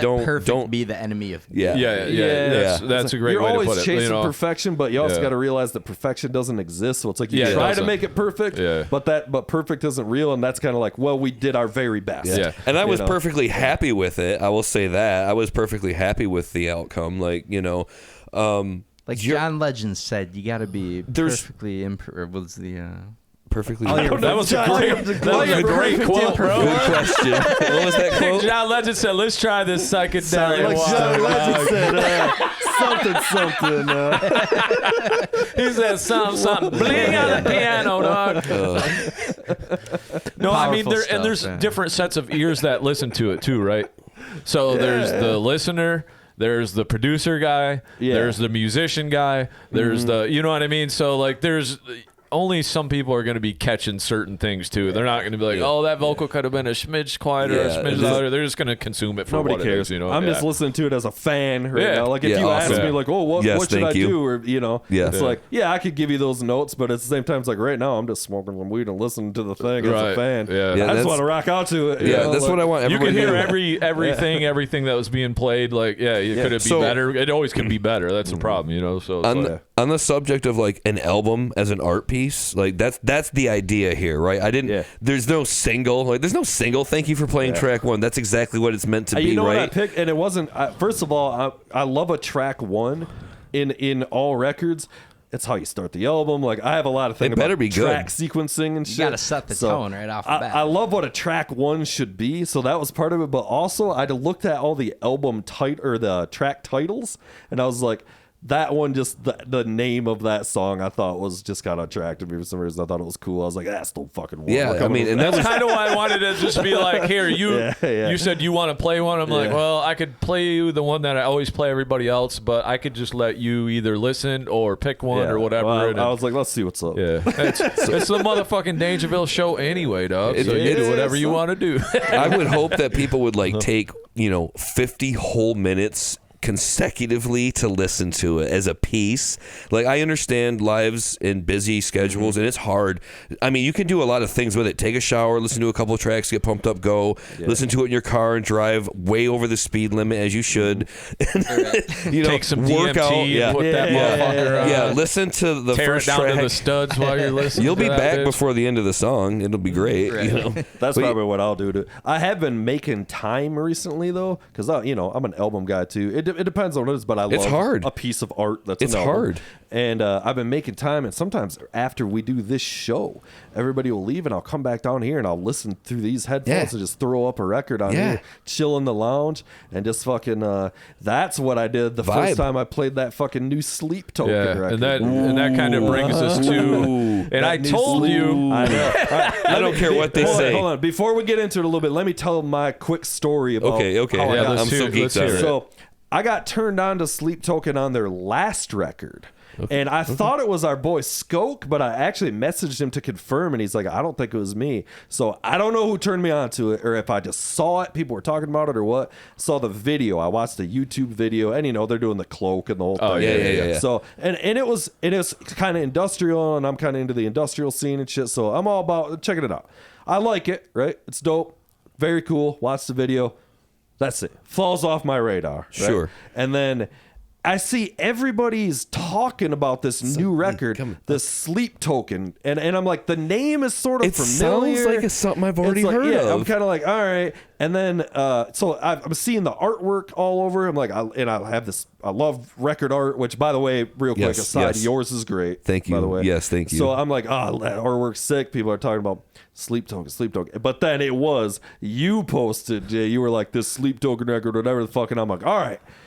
I'm done fucking around. Why don't I just play this goddamn record and see what the fuck everybody's talking about? Right. And then it was kind of like when I looked at it and actually started listening to it, I put two and two back together. Like, oh, this is that band from that thing from 2001 or whatever. This is their new shit or whatever. I'll tell you my quick story. I kept hearing the same thing, everybody talking about it, and I'm like, this is fucking got to be stupid. Because that's the first thing that I go to when everybody likes it. Throw it in the fucking garbage for me. And that I don't know why. It's my personality. I'm like, fuck all that. Like, it's probably stupid. It's probably Nickelback. They dress like fucking weirdos, whatever's going on. Yeah. And I was like, that's cool. But at the same time, there's already a Slipknot. We already seen this before, We already have Ghost. Right. Yeah. And I'm not a fan of that. There's a lot of people that are, but that can go right where fucking tea can go, right in the garbage. But so I kept hearing it, and then I went to go work out one morning, and I looked at the new metal releases, whatever's new in metal, and that popped up, and I'm like, man, everybody's talking about this. Fuck, I'll just give it a try. Yeah. So I put it on the fucking speaker, and whatever started coming out of there, I started going like, this is good. And then I get done with my workout, and I'm like, I just can't stop listening to this. So I bring my speaker, because it's big Bluetooth, bring it up, and I'm like folding laundry because it's a Sunday. And then I stop, and I'm like looking at the speaker. I'm like, what the fuck, man? This is insanely good. I'm like, what the fuck? And then I started messaging people like, you heard this shit? Oh my God, this is fucking amazing. I just got back from this DMT trip. I think I was on some Sleep Token shit. Literally the same fucking thing. The first time I listened to it was when I was working out. And usually, I'm a big metal guy when I'm working. I don't listen to a ton of metal in my off time. I like it or whatever. But if I'm, going to town, give me some fucking, Opeth, give me some Meshuggah, whatever. Yeah, for sure. So I throw this in, expecting that, and I'm like, oh, this isn't that at all. No, it's been a long time since I had an album where I got done, and I was just like, huh. Was this awesome? It was so wild. There's so many different genres. There was a couple of hip hop tunes. Yeah, I had goosebumps, and there's not. It's got a Dark Side of the Moon vibe. It's so important now. It means so much right now to have this band and this album. A lot of crazy time signatures. I don't care about the gatekeepers or the hate. They're just the fad. And no, it's so good. No, they're not. It's so good. They do. I've never heard very many instances of people using a bit of auto-tune just for a phrase. It sounded so fucking perfect. I was like, oh, we're just gonna do auto-tune for a line. The auto-tune's just crazy. an idea. Yeah, just one idea I had in the album. I wanted to, it just felt like I needed to do it here. This is the part where I need to have it. Bass parts. I'm just my God, dude, it just took me everywhere. And I was like, I haven't had this in a long time when it came to music. Can I tell my Sleep different Token it is. story? I've only been fucking with them since like this new album, but a little bit before you guys, I was fucking with the single. It keeps coming in on the satellite, and I'm like, oh, this single's pretty good. The single's pretty good. I love the summoning. It's a little bit long. I can't wait to get to the end of the song too. I really love how they just flip it on you. If you're a fan of the first 4 minutes, and then you get to the last 2 minutes of the summoning, it's like, oh, a special little treat for real music fans. And like, it has like the whole thing is crushingly heavy and or like hard rock meets metal, and it's got this cool slamming riff. You're grooving to it, but then they just take you someplace else at the end of it, and this piano starts to tickle. And I love it. Brings in all the trap sounds. When my wife started fucking with it, then that really got my attention. I was like, okay, my wife and I have somewhat different tastes in music. We have a cool middle ground in that rock area, right? And where it meets a real beautiful melody and an atmosphere, and she just starts going in for it, and I'm like, okay, let me get to know this Sleep Token, and I'm like, I'm with he's doing pop melodies. It's which well is done. which is what I like. I mean, The layers, pop though. and metal's been my whole goal too, and I'm in a way I'm kind of like pissed. I'm like, motherfuckers, I've been trying to do that for years. You gotta respect how different it the is. layers, man. Like, it's though, tough to make an album just that the sounds vocal true. layers and the His voice is so weird. Yeah. At first, I'm like, I don't know if I like this guy singing at all. I kind of was like that at first but too. then I'm like, but, okay, I can get down on that. I'm like, it is original. It's cool. Like it's I don't know, man. The fucking album, though, I would say that it's a fucking masterpiece. Oh yeah, to be I honest love with it, you. dude. I fucking love it. I'm kind of fucking. What I love blown away about it by is, the ability to take the songwriting to somewhat of a simple element. Like you were saying, oh, that's a really simple pop melody, but it takes a lot of restraint in this day and age to like write a good pop melody, and just go other places with it, though. Like not just write a 2-3 minute pop song with it, but really extrapolate with it and just go to a whole other genre with it. Like, but it's still a song. It doesn't sound gimmicky. That's the thing. Right. There's a lot It's of not bands gimmicky. where they genre hop and it sounds really dumb and gimmicky. Like, oh, we're obnoxious metal and then we go ska. Fuck, it's kind of obnoxious. I hate it all together. But these, like, I hate everything that you're doing right now. It sounds so gimmicky and forced. But these guys, everything about it felt so natural, and I was like, oh man, this is how music should be. I shouldn't have to be like locked into one genre for a full hour. I want an artist to be so good at what they do musically. As we just put out a death metal record. I know. He wants 50 minutes of your time to be punished, and he's like, yeah, you shouldn't be locked in for a whole hour. You're good on that. And I know, I was thinking the exact same thing. That's why I gave y'all like 60 seconds between each song. God damn it! Enjoy your fucking minuets. There's some real brain food there.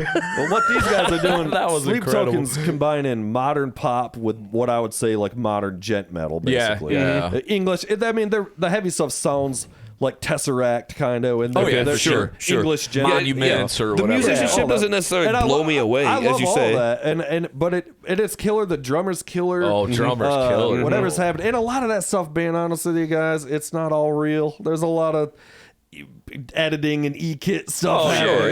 which is totally fine. It's still but it's still a badass. beautiful piece of art, and I'm not against people bringing their. I'm not against people bringing their laptops on stage saying we need this thing to bring this art to life. So be it. Like, please do that. Please bring every element that you can't perform live. Please at least fill in the sound gaps live for me. And I don't sit here and think that they're not playing on stage before me. I mean, if that is the case, I don't know who would want that job. Go up there I and watched mimic. some live stuff, of course, because I tried to dig down Sleep the Token? rabbit hole after No, that. I mean not specifically them, but anybody who would go up there and just like air guitar it. Like, I don't know who would want to do that, yeah. but like A lot of people are. Yeah, I was going to say, nowadays paid. it's kind of that fucking way. Too The many difference people, I'm for sure. me is if it's something you can do on your own, but you're not because you're not talented enough or whatever. That's Sure. different Yeah. than like Yeah. this is an augmentation and a component of the thing that we need to perform the album the way it is. Yeah, right? very. Because Yeah, well said. Just It's playing just it on a laptop. Yeah. You saw the Long After Midnight show. I would prefer these live performances to be enhancements of the recordings, more improv. Yeah, but man, dude, I saw fucking. You know, what was so egregious about it. The worst I've ever seen was fucking Seven Dust when we played with them at the Orbit Room. They didn't play. They were playing a goddamn thing, dude. Yeah, that's weak. It was like a fucking backing track. The drummer was throwing down that Morgan Rose dude. You know, he's a bad motherfucker. Yeah, he was basically doing all his shit. I mean, it's like it's on. You know, the guitarists are playing, but it's all so tracked up. And like the most egregious, hilarious part to us was the bassist guy. Well, like who the fuck knows who the bassist is for Seven Dust? You know, he's running around, and it's just like he's like pointing at the crowd and all this shit, and the bass is just like still slapping. You know, it's just like, and like even we kind of became friends with the dude from the opening touring act that was touring with them, and they were fucking killer. They only put out this like one record. It's kind of a different story, but he was kind of like letting us know before the show too. He was kind of like, yeah, man, these motherfuckers like ain't fucking like that's playing the goddamn thing, you know? That's funny. Yeah. Any left of that?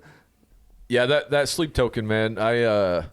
It's just a nice piece of artwork, very really inspiring, and it's very. I love the layers. I love the weird keys because they'll do some major key stuff, and it's not all minor key stuff, and they'll throw in some weird augmented, and then there's like a little bit of jazzy R&B stuff going too, and it's just he's got some nice vocal phrasing. Yeah, and what I gotta say though too, that blew my mind, and like I'm pretty good at writing lyrics and shit. I was reading the lyrics to this new record, and I'm like, oh, these lyrics are fucking on point. Like this guy's lyrics are fucking like excellent. Like, you know, like it's like, oh, this is like poetic but also not cheesy. The hardest thing to be as a lyricist is to be not cheesy. Yeah. And fucking like I'm like, oh man, I really like where this guy's going with these lyrics, you know. I like how they have some phrases that repeat multiple times, so it's kind of catchy too. Like they don't overdo that, but you know, it's cool, man. I went back to the other two records too, and first one just is kind of like fell flat for me, and the second one was more musical, like where it was more riffs and more drums. So that's where I really knew the drummer was badass, because he has his elements on the newest one, but there is a lot of extra production that isn't drums, right? There's a lot of rhythm and things going on that like, oh, I make that beat in the studio type shit. You know what I mean? Like there's little claps and shit going on, you know? So it's like, I get the idea that it's just mostly it's been this like one guy who's been putting this together, you know, like the main guy, and then always bringing in, now that they're getting somewhere, he's got a drummer and a band, put a band together behind it. And shit. What do you guys think about the you were already shitting on it, but the whole fucking like fucking guy and fucking you know, the costumes and shit, the fucking... I actually love it for their band, just because I like their band and they put out good music. And like, I thought it was cool with Slipknot at first because it was something a little different, you know. They were kind of like... But I also loved Slipknot at first because it was all hatred and angst. Was Raw. And I was in a hatred and angst mode when that came out. So I was like, yeah, fuck everything. It touched this is the nerve great. for sure. Yeah, a lot of people. But then I seen Slipknot live and I said... That fucking vocalist sucks bad. Like, I've seen him 3 times, and he was horse shit. Really? I'm not a big Slipknot fan. Yeah, I've seen him like 3 times, and he was horse shit every time. He's like, couldn't even do none of the vocals, and I was just like, this is terrible. Like, it's weird because, you know, like, do you want to go and see dudes standing in like t-shirt and a jeans on stage performing? That seems a little boring to me. I do like. So to answer your question though, I love it, like how so everybody looks a little bit different when they do these things. I kind of like their look. It's got this magical mystique to it. I want to know what the runes and the symbols mean. I'm intrigued by it. I like the costume. I mean, it seems a little raggedy to me, and I'm kind of trying to understand it more. But like, I think it's better than jumping around in like garbage man jumpsuits and weird ass clown circus masks. But I'm not hating on those guys necessarily, because they did a creepy thing that was entertaining. I love what Mudvayne did and does currently now with like the LD50 art or the paint for the face paint is back. They're back doing that. So I like that. I want to go and see Marilyn Manson do like 6 costume changes. Yeah. I'm going to see in this moment. I'm sure they're going to do like 3 songs and 20 costume changes. Listen. You got to ask yourself: is it better than ICP? Because if it's not up to ICP standard, I'm not interested. Well, I may have said this on this podcast 4 times, but ICP was a great show when I've seen them. So it was fun. I love ICP. And Marilyn Manson was one of the best shows I've ever fucking been to. Dude, the thing with dressing up is you've got to be able to back it up, right? Yeah, if you can back it up, then that's fine. Yeah. See, and there the you more go. ridiculous the outfit, the higher the threshold for like the shit you got to do. Let's draw the hard line right here. Fucking black metal makeup all day fucking long for me, please. I will take that shit all day. I bet you would. We know we heard the song, dude. Oh my god! Now you're hurting my feelings if you start talking bad about that. It's weird. You do. It's weird. I don't want to be the guy that shits on it, though. I mean, I'm like to each their own, bro. Like, I think that's what we're here to do. But yeah, For the boys, I'm a good with baby it. break and a drink break. You need a drink. I'm You feeling done? like it's about You done? that time. Okay. Well, I'm gonna we can take a break. All right, we're gonna take a break. Sounds good. Okay, We got time. It's break time, bitches. Right, cool.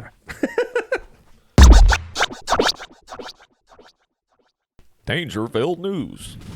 Podcast presents News of the World. Oh, Getting coming right in hot, to it, baby. Coming in hot, baby. No preamble, getting right to that good right off the bat. Indeed.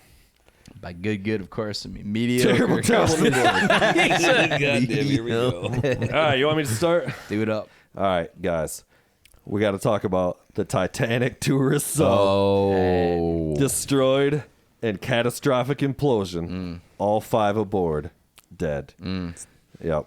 In case you've been living under a rock or perhaps 1,600 feet under the ocean, a deep-sea submarine carrying 5 people on a voyage to the century-old wreck of the Titanic was found in pieces from a catastrophic implosion that killed everyone aboard, the U.S. Coast Guard said on Thursday, ending a multinational 5-day search for the vessel.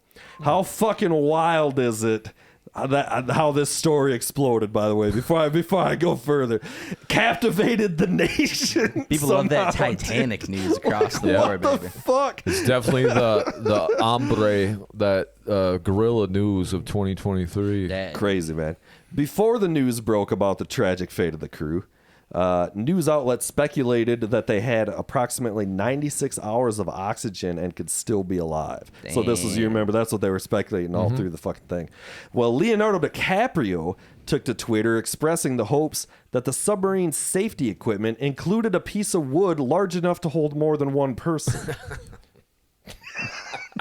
Titanic director James Cameron said the focus in the media over the last few days about the submarine having 96 hours of oxygen were a, quote, so what he actually said, a prolonged and nightmarish charade. Yeah, indeed. Yeah. Bold Much statement. like his latest film, Avatar 2.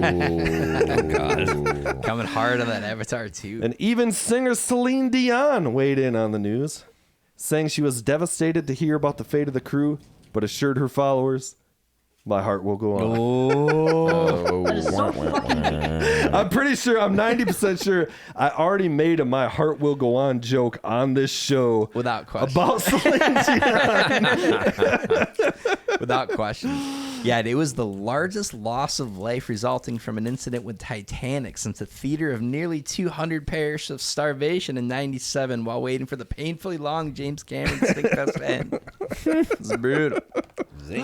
Wow. I will say, I'm glad I got my news here because I actually didn't know they found that motherfucker. I didn't know. Yeah. I thought they were still looking for The them. problem was I had written some of those jokes or was trying to write jokes before they found it. And it made more sense before they found it. So I was trying to like, how do you like now make it like to be after the fact? You know? I didn't know they found it, so thank you for that, actually. You know, it's kind of what we do here. It's cutting Yeah, I edge know. news. Yeah. We got some of the top minds in the industry, some of the finest journalists out there. Just fucking That's what I deep told him dives into on all things pop culture. That's what I told him on Messenger. Only I said, trusted that's news where I source. get my news was here. Indeed. Yeah. All right, boys. Well, next up on the docket, we've got collection of DNA samples to aid police postponed over ACLU objections. Wow. Okay. Yeah, the public collection of DNA samples to help law enforcement solve crimes and identify human remains was postponed Saturday following objections of the American Civil Liberties Union. Okay. Yeah. Upon hearing the news, a concerned Kim Kardashian offered herself to science, saying she fully supports the initiative and giving them permission to catalog any of the thousands of DNA samples that she's collected by more traditional means over the years. Oh, God. Poor Kim. I love it when the wealthy donate to science. Wow. That's a pretty wild story, though. Like, it's got to be more to that. That's crazy, dude. All right. Have you heard about the fucking 7.5 million Baby Shark bath toys recalled after multiple laceration and impalement injuries? Saw that. Wow. You heard about this? No. Multiple laceration and impalement injuries. About 77.5 million singing and swimming Baby Shark bath toys are being recalled. Again, after the impalements. God damn. I know. Well, the designer of the toy, Vlad Dracul, said the toy was working as intended. I'm glad you guys got that, because I was like, I don't know if anybody's going to get that. Yeah. The Baby Shark itself actually made a statement to the press saying, "What did you expect? I'm a shark." Oh, what's a shark always a shark? Right? Yeah. And Zuru, the California-based manufacturer of the toys, they said they're worried about what to do with this huge number of recalled plastic toys. 7.5 million of these things, right? It's a lot of toys. Yeah, yeah. A spokesperson for Zuru said, "We're going to need a bigger boat." That's where they're going probably too, right in the fucking ocean. I know, right? For real, though. Like, what are they going to do? Just throw them all away? Melt them motherfuckers. Right next to all them CDs. Right next to all the infinite design CDs floating there with the Baby Shark. Just all impaled by the fucking shark. Shark, whatever the fuck that goddamn song. I'm not gonna lie, I still listen to mad CDs, gentlemen. I got CDs in the car. I got the visor going, baby. I'm keeping it old school. I only switched because my CD collection got stolen. Yep. Represent. Yep. Pour one out for the collection. All right. I love it. So next up, we've got 41 women die in grisly riot in Honduran prison. Did you read about this? Wow. Oh, holy shit. So a grisly riot at a women's prison in Tegucigalpa, Honduras on Tuesday left at least 41 women dead, and violence the country's president blamed on Mara street gangs that often wield broad power inside penitentiaries. Yeah. It was a tragic story to be sure, but on the plus side, catfight. Am I right? Catfight. Wow. Get out the jello. That's not even a joke. All right. That was great. Jesus. Have you guys heard about this? This happened in Traverse City, actually. Apparently, this has been reported out of 3M. The company 3M has reached a $10.3 billion settlement over contamination of the water systems with forever chemicals. Wow. Yeah. So 3M will pay at least $10.3 billion to settle lawsuits over contamination of many U.S. public drinking water systems with pollutants collectively known as PFAS. You guys heard about PFAS? Oh, yeah. Which are used in many consumer products. So, yeah, 3M company spokesman Ralph Kumstein told media outlets, he said, "Look, we may have given you all cancer, but would life really be worth living without sticky notes?" God damn it. You could have just stopped at Ralph Kumstein. I know, that got a bigger... That's fucking from Caddyshack, Mitch Kumstein.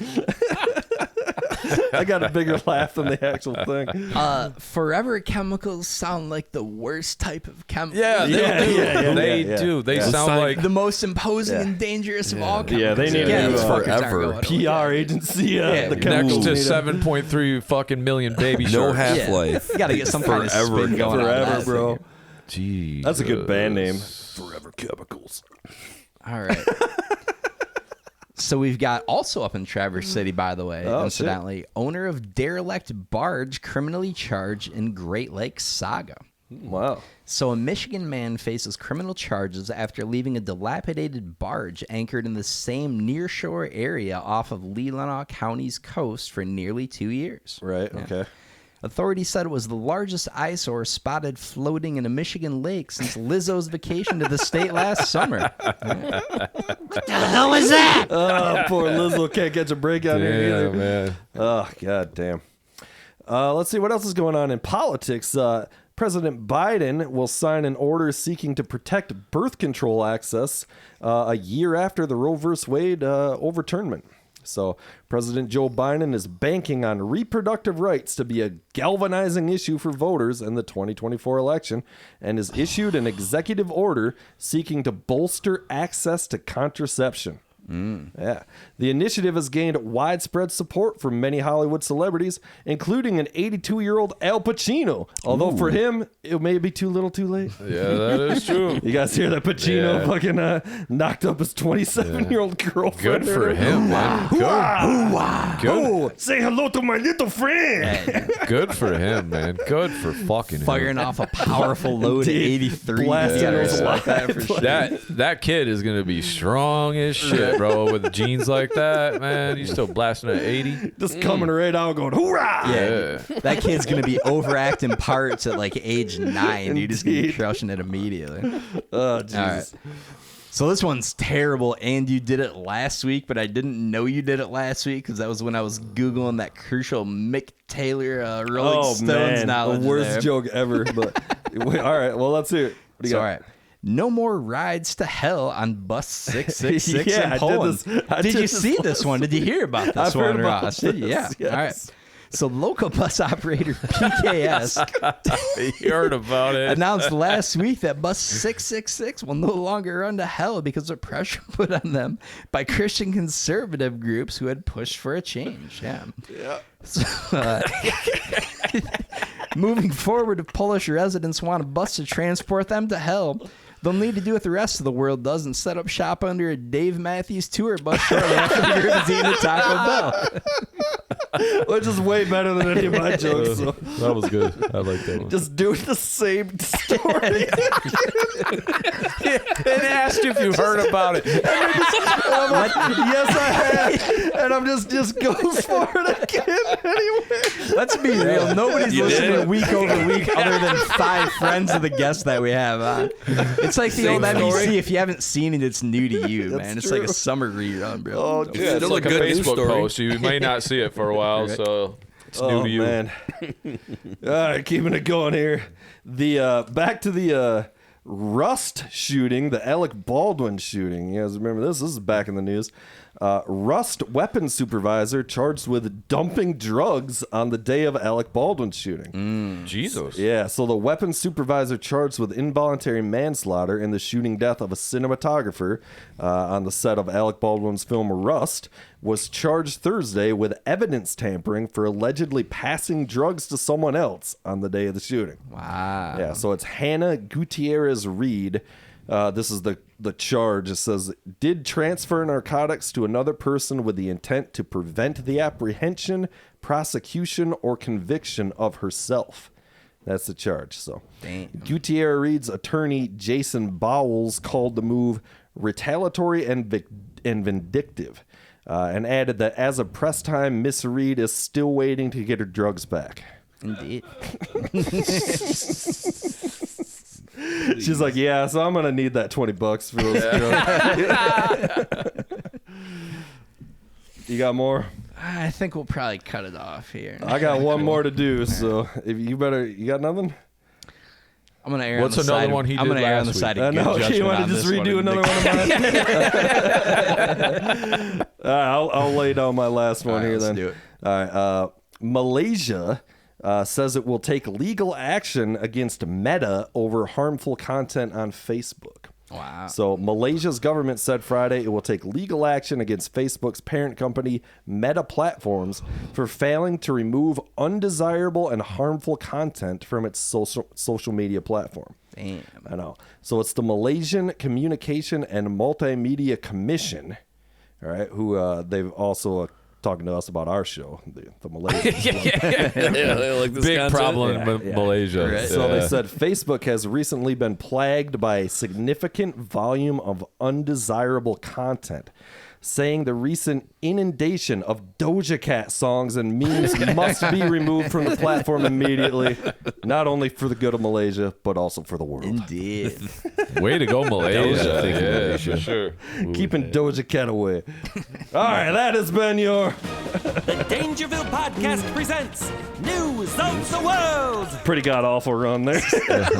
Pretty weak. So in classic. fairness, we got back-to-back episodes this week because we're filming for next week when we're out, and you guys got the B-side material. Great. It's all good. Not for man. me. That's all I got. I I learned some shit today, so Side note, I got kind of a Jones for Doja Cat, man. She really gets it done for me. I'm not going to lie. Well, yeah, I think that's what she is, right? Doja Cat. Yeah. I've never heard a Doja Cat song. I couldn't tell you anything about she was it. on that Lil Dicky show. Yeah, okay. But I still haven't heard a song. She was on that show. I know exactly. That's the only time I've ever heard her speak. Yeah, I just kind of that. You watch that show too? Yeah, it's dude. pretty cool. Yeah, You catch I that like it. third season that just came out? Not yet. It's pretty solid. I like it better than 2. It's getting back to basics. That first season I maintain is some of the funniest shit I've ever seen. Season 2 got real weird and kind of With the whole real Rick offbeat. Rubin thing. Yeah. That was an out of I don't know control how episode. loud if it involves Rick Rubin. He actually wasn't in it. Yeah, the whole that's Rick Rubin. That was a fucking funny thread. I do have one bonus news story here. Do you guys hear that Korn and Adidas are partnering up?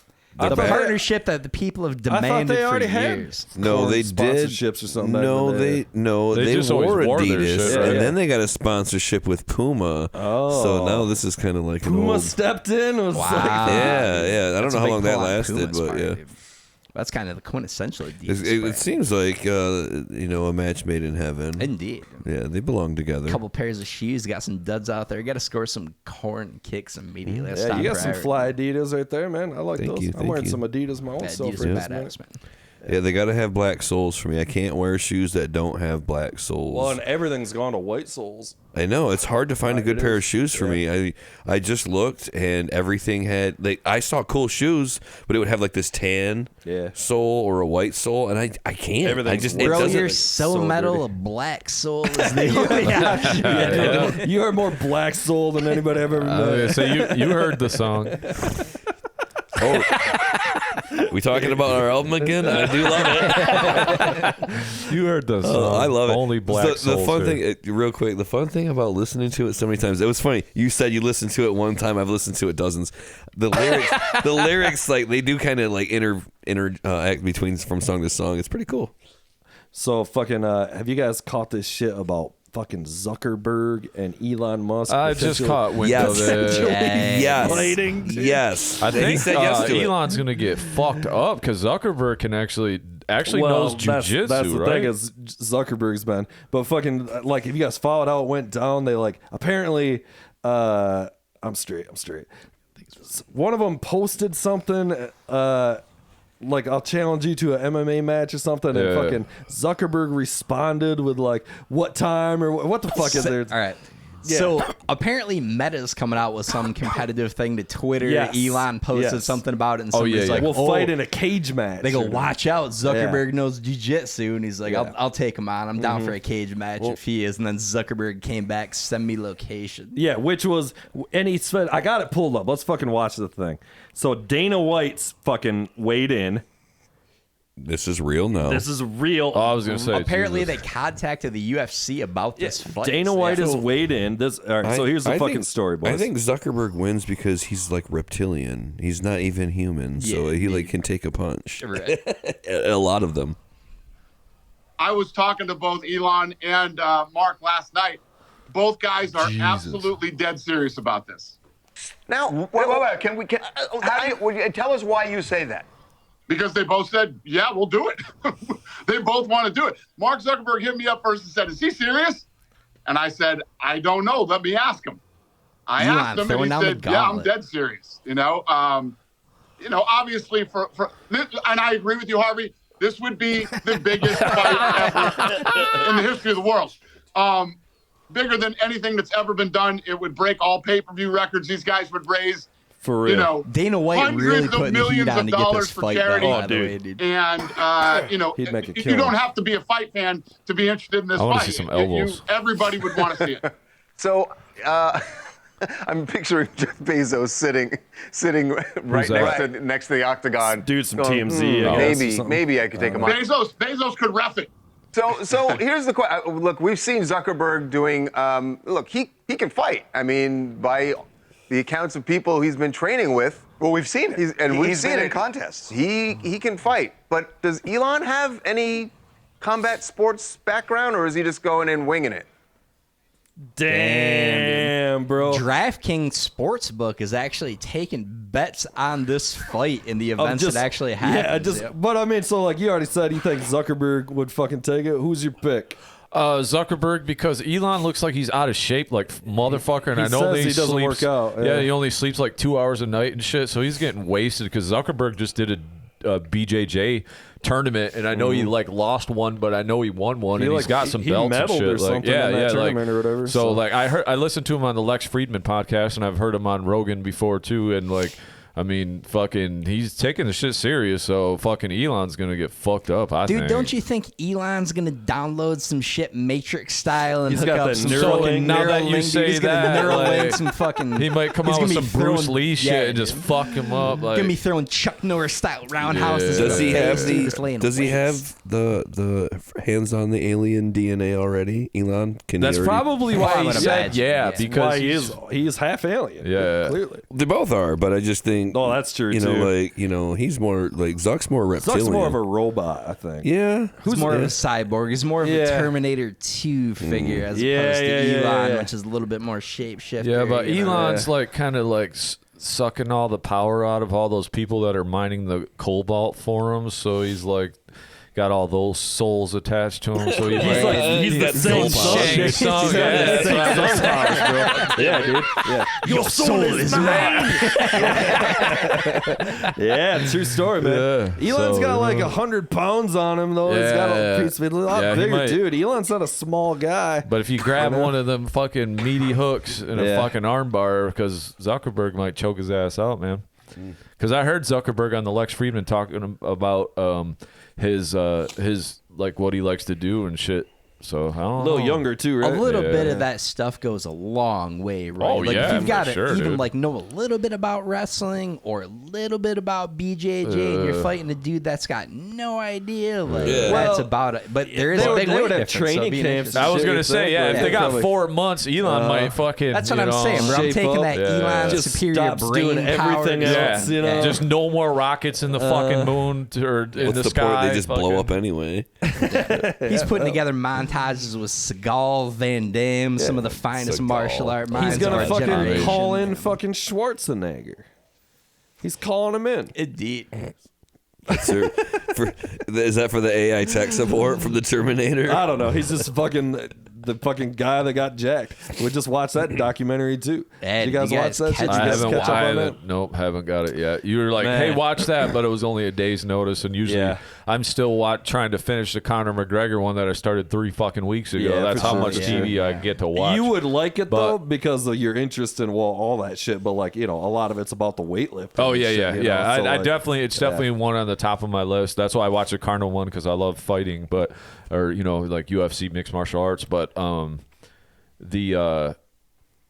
I did tell you though I was watching his show, so me and my girl started watching that Foo Bar show or whatever. Yeah. It's kind of like a comedy / action type thing. Yeah. It's a little on the corny side, but like it's a cool little 40-minute that you put on before you fall asleep. Just to right. I mean, we got a couple chuckles out of it, and it's all right. Yeah, I couldn't okay. get past like. I could try it again, but I wasn't in the mood. I was like, this is terrible. There's something to be said for a good go-to-sleep show, though. That's kind of what I don't it want was, anything I'm going to get too invested That's in. the right thing. before I can't bed. put need on a something doc to because I'll be pass up all night, so I just kind of put something on, and it's just something me and my girl kind of watch or whatever. So the Schwarzenegger documentary, though, what did you fucking think about it? I thought it was great, man. Man. So it was incredible. They broke it down into 3 Schwarzenegger's parts. the man. Dude, he is the fucking man. Like, oh yeah, that's where the what he's conversation accomplished? begins and ends. Is Schwarzenegger rules? Period.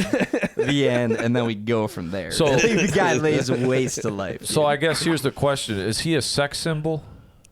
Oh yeah. So on last podcast on the last, they were like talking about it, and they had people like write in or whatever. But one of the guys was like, "Nah, there's no way you can be attracted to that guy." And the other guy's, "No, I think he's a sex symbol." So it's like, That's my question. It's like anything else. Like, people have their taste, but dude, there are chicks that are into bodybuilders, man. He's like the quintessential bodybuilder. Oh, of all yeah. time. Yeah. And it was kind of in an era where, like, he was ridiculously big, but compared to the guys now, like, guys now look absurd, right? Like, it's muscles on top of muscles in a way that doesn't even look human. At least Arnold was like massive, but still kind of looked like a person. You know? So he was crushing puss back in the day. Don't get it twisted. For sure.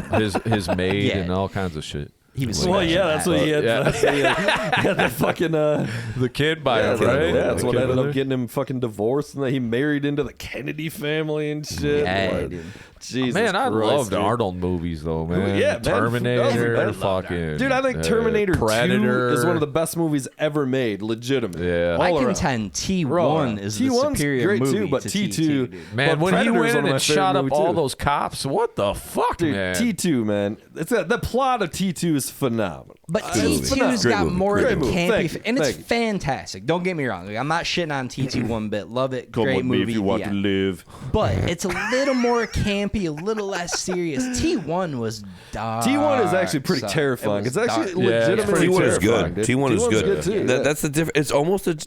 I don't know. It's not even a different genre, but it's got that real heavy '80s, like just dark sci-fi. Yeah. And then like Arnold goes T2 from bad guy to good guy too. T2 right? rolls into the real fresh '90s feel. Like it's got like way better effects. Well, and it's like I mean, it's a way more and, epic story. like T1, if it stands alone, it just fades into oblivion almost as like a really cool movie, great sci-fi movie. Yeah, of that really era. good one-off. We love it. But T2 catapults it into a franchise. And let's be honest, T2 sailed on the wings of Furlong to glory. Delicious Furlong bangs. Guns N' Roses soundtrack. Just sucking with that Furlong T. But that's what's so cool about from T1 to T2 is how different they are, and yet it is still a cohesive story. But being able to then move Arnold into the even more starring role. Well, and they talked about that where he wanted to stop being the bad guy because he was, planning this whole ascension and needed to be viewed as the hero and the good guy to set up everything else he wanted to start doing down the road. So that was one of the things they talked about too. Was like that intentional decision. So No Retreat, No Surrender. You ever seen that? No. So it's an old 80s like karate movie, and that was a Van Damme movie where he was the bad guy at the end, and then after that it was kind of the same thing where then he was the good guy in Kickboxer and Bloodsport and all that shit or whatever. But it was kind of cast as bad guys. Yeah, first, that's kind of where it was. That was kind of like that seemed to be a trend there too. But what's your favorite Arnold's Van Damme movie? Oh man. He's like, there's only one. There's only one. Bloodsport. Kickboxer was pretty fucking sweet too. No. The one where he fucking they're hunting the homeless guys. It's a little later. The fuck is the name of that movie? Yeah, dude. Ah, man, Hard Target. You guys know that's Hard a cool one. Target? That's a cool one. Yeah, love me some Hard Target. Yeah, I didn't know Hard Target. I'm not big on the cyborg. Is that what it is? Where they're like, it's one of those. They're cyborgs. No, that's a different one. movie. Different Van Damme movie. Okay, that's what I'm thinking of. That Double Team Van Damme with Dennis Rodman and Van Damme. That's where it's at, man. I was a little more mature, so I never got the double team. Oh yeah, dude. But if ever you want to find an actor in his prime, look no further than Dennis Rodman and Double Team. Dial that up when I get home. But there was cinematic gold. But Surviving the Game, I think it was my wife called, right with now. Ice-T, where he was the homeless guy. Almost the same movie as Hard Target. They made those, and they're like the same year. You know, like sometimes it's like how there was like Armageddon and the other fucking asteroid movie. It was like the same. Then there was the two volcano movies. Advantage Ice-T in Surviving the Game for sure. I never saw that. I never saw Hard Target. Surviving the Game was the Surviving shit, the Game bro. is the shit, dude. Ice-T is the fucking man. Love Ice-T though. The new Game album starts out with an Ice-T track, bro. Ah, nice. Ice-T getting mad love. And that new Megadeth album, or not new anymore. He's on that, right? Getting some love on some Megadeth album. Megadeth record. How'd you feel about that, Nick? Did you listen to the new Megadeth? The most recent, I have not. I don't think I've heard a single. I don't know that I've taken the time to hear a single bit of it. What are you doing with your life, bro? Oh, I don't know. That's a band that I kind of fallen out of favor. And I know that was a little bit. Yeah, that was one of Nick's favorites, and I quote, he will never get another dollar from me again. Whatever, man. Megadeth owns at an unreasonable rate, son. You're up your ass on that one, dude. Talking to Stain when it's merely a whisper. I definitely helped David Stain line his pockets. Every album just keeps getting better. Yeah, dude. So good, dude. Much like I a fine think I wine like the last one ages. a lot, and I just need to like settle into the new one and take the time. Better than ever, dude. Yeah. One of the best songs ever made. I'm sure it's good. No, my thing.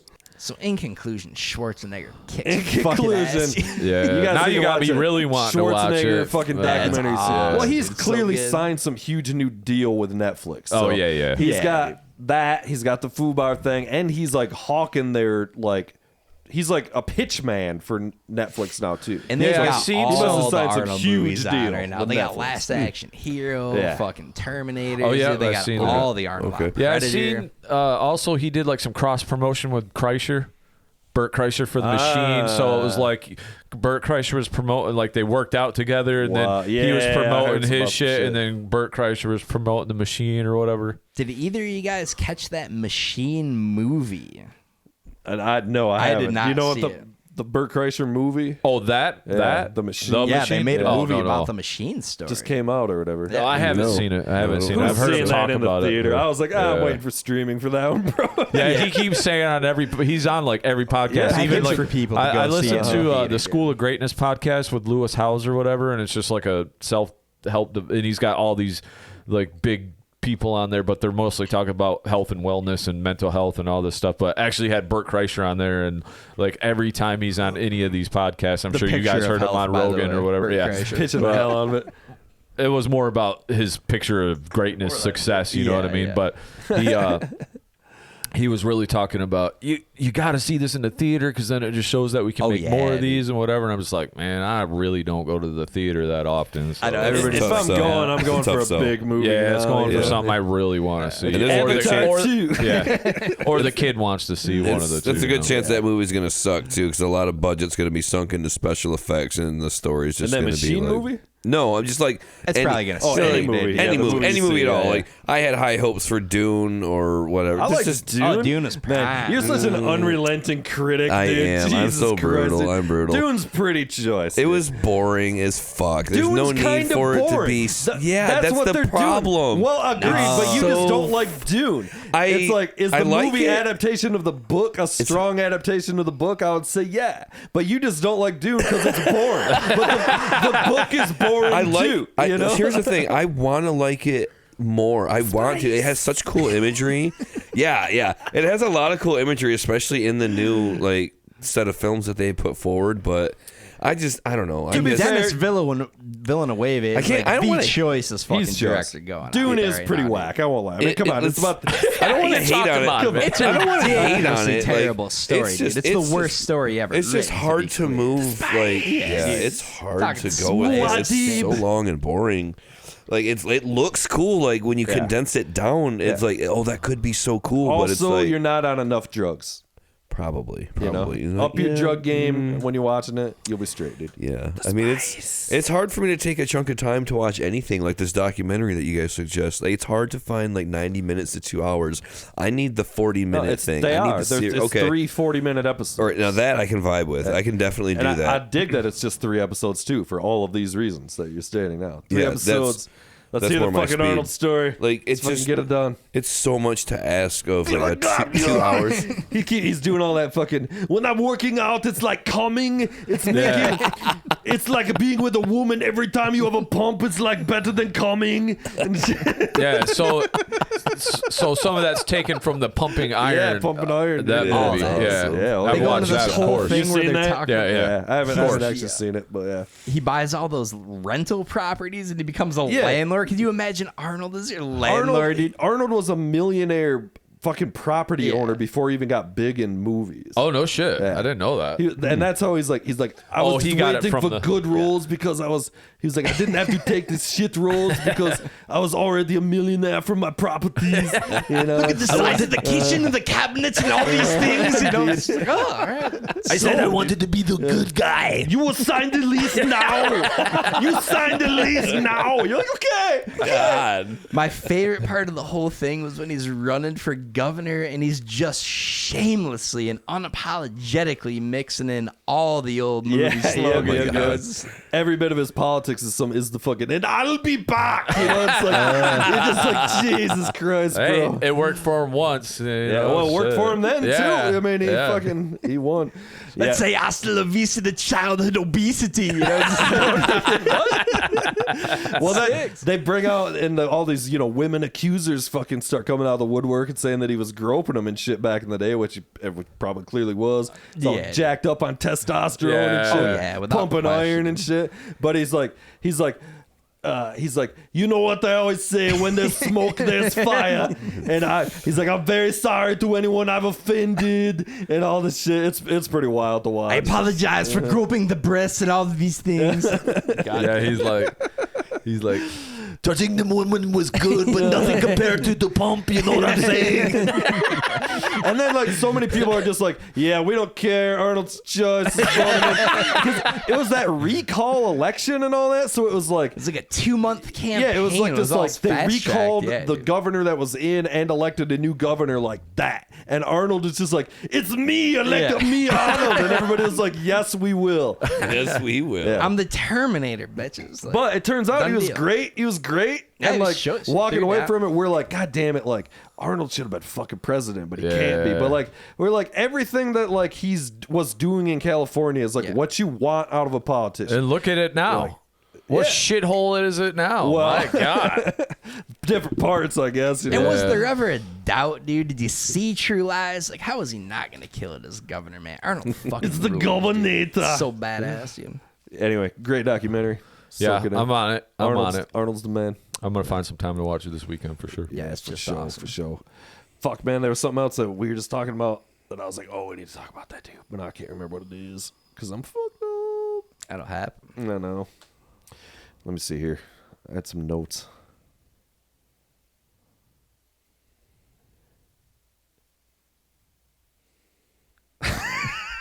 Good podcast. Everybody's just quiet now. I just figured you'd edit that silence out. Oh, yeah. I was just waiting to see if anybody else is jumping. Yeah, whatever. Have you guys seen these fucking video game mashups that they've been doing of like old? They're like taking old old like NES games and shit and like reprogramming two of them like together. So it'll be like, and the one particular I wanted to mention because it's like our two favorite games ever. They put fucking Contra inside Mario. Yeah. So you're the Contra guy and you're running through the fucking classic Mario worlds. Shit. You're shooting the Goombas, you're flipping and hitting the thing, and when you hit the you hit the fucking thing where you normally get a mushroom, it's like you're gone and shit. Oh yeah, like the spread and the fucking laser. That's great, but they fucked up the order. The move would have been to have Mario in the Contra just laying waste. You're just fucking talking about jumping somersault shots, talking about pea shooters, and it's merely spitting that fire at them fucking just laying Russian waste. guys that are running at him. Yeah, anyway, soak up some of those fucking videos of that shit, man. I haven't seen that, but yeah, it doesn't surprise me with all these crazy mods and shit that these guys are doing on the computers. I've seen one earlier. Like I follow some of those video game channels on Facebook, and I seen one that they already had a GTA mod of that sub that we talked about. Like the little sub he gets into is the model of that thing, like that whatever it says on the back or whatever. Fucking. Well, they were running that sub off of that third-party controller. Did you guys see that part of the story? No. Yeah, I seen that. That submarine is like the controls were some sort of like $10 fucking thing, like a third-party PS controller that you'd buy at like GameStop or whatever. Yeah, that's the problem. You should have got an OG PS one because that's the fucking I won't problem even use there. a knockoff Nintendo controller. Yeah, and these people are entrusting their lives to some third-party. You gotta have it. That was the best controller ever made. PS4.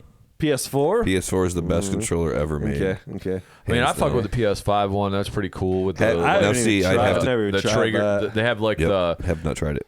Like on God of War, and there's been a couple other games where it's like almost like it's cool because like the sound comes out of it and shit. So there'll be like some weird like sound and stuff that's like related to the game. It won't be coming out the TV. It'll be coming out the controller. Yeah, those things are cool. And then like the feedback mechanism like goes all over the controller. So instead it might just be on the one side or on this side, or like the way it shakes. It's not just like a regular shake like the PS4 was. They're or whatever. supposed to have difference, like if you're shooting a bow and arrow feels different than like machine the gun. trigger buttons up top, they'll like get stronger or they'll like have more resistance, or they'll like click, like they'll do different movements like, from what you're based. doing on the TV. It's almost like this weird. So like you almost can't even beat that fucking Gentlemen, controller. I've said it before, I will say it again. The finest controller ever made was the Nintendo 64 controller. That's a great controller. When you factor in innovation and the period of time, we're talking rumble packs back in you're the talking about 2000s, joystick and D-pad. talking haptic feedback when it was merely a whisper. That was like the first trigger. The trigger in the middle, right? The trigger, dude. You got to get in there and trigger. Joystick and D-pad options, dude. And that was a great comfortable in the hand, dude. Very paving the comfortable. groundwork, doing the work for controllers to come. Dude. If you're talking about classic though, the Super Nintendo controller was great too, like with the little triggers and then the 4 buttons. But like any of that Genesis shit was garbage with the 3 buttons and the not a fucking. Genesis guy. I hated that shit. I'd go same. over to my buddy's house and I'm like, "What the fuck is this, man? This ain't no Super Nintendo, dog." Yeah, Like, far superior, man. yeah. But the Nintendo button, always had the innovation, man. The power glove. They did back in the day. The buttons. So there's the buttons on the original NES controller, which that controller is brutal because of the square. Yeah, you know, the brick. The brick, yeah. But the actual buttons are like really high quality.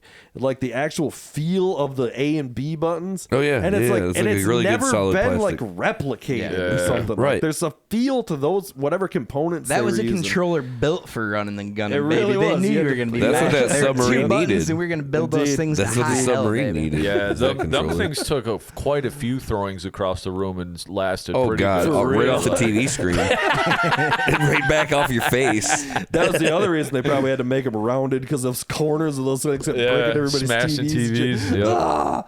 Goddamn bubble bobbles. I just like the Super Mario for the Super Nintendo. The Super Mario World. Yeah. that fucking The is. best games That's still ever. one of my favorite games. But I always had this roll technique, like the Y to the this Yeah, kind of dude. thing. So Yeah, that's man. why I really like that the way those buttons were set up. But I mean, the 64 was great too. But yeah, I always did the roll technique and not the. But I've seen some fucking animals play, and they play like they're typing on a keyboard. I'm like, what the fuck are you doing, Yeah, that's out man? of Like, control, dude. like this Christ. type of shit. I'm like, whoa. That's some next level ninja shit. Yeah, I that's can't some fuck with any Elon of Musk that. alien dude, weird for shit, sure. bro. That's probably how he That plays gray the fucking alien controller. technique. Yeah. So you The got a icy fingers. PS5? Yeah. We got one last Christmas. And so when we first got it, it was kind of cool because, like, well, it wasn't cool because we got COVID. So then, like, the kids couldn't even open it because it was kind of like a family gift. It was like something that everybody.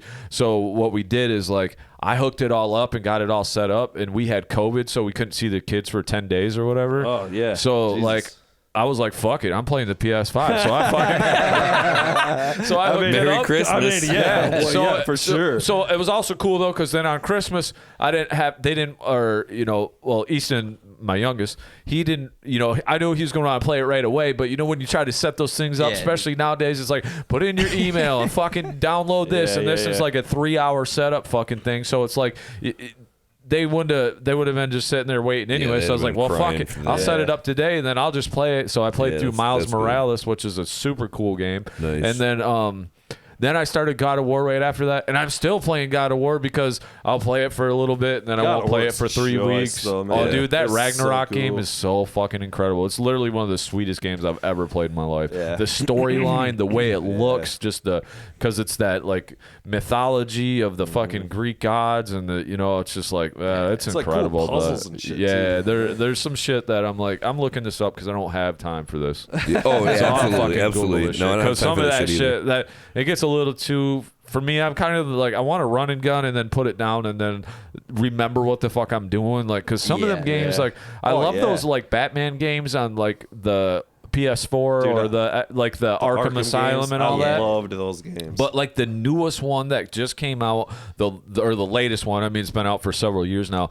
That was one of the ones where like I put it down and I tried to pick it back up, but you had to remember all these different controls, and you had to control the fucking Batmobile, and you had to control this grappling and all this. It wasn't just go around, beat him up, jump in this fucking little thing and then run to this thing and figure out this puzzle and throw the Batarang or whatever. It was all these controllers, and I just couldn't get into that one because I was like, now it's too much, because then you upgrade the Batmobile, and then the Batmobile had 4,000 different controls you had to remember too, and I was just like, when games get grindy, I gotta put them up. I gotta be able to put it down and then pick it back up whenever. Some games are too grindy.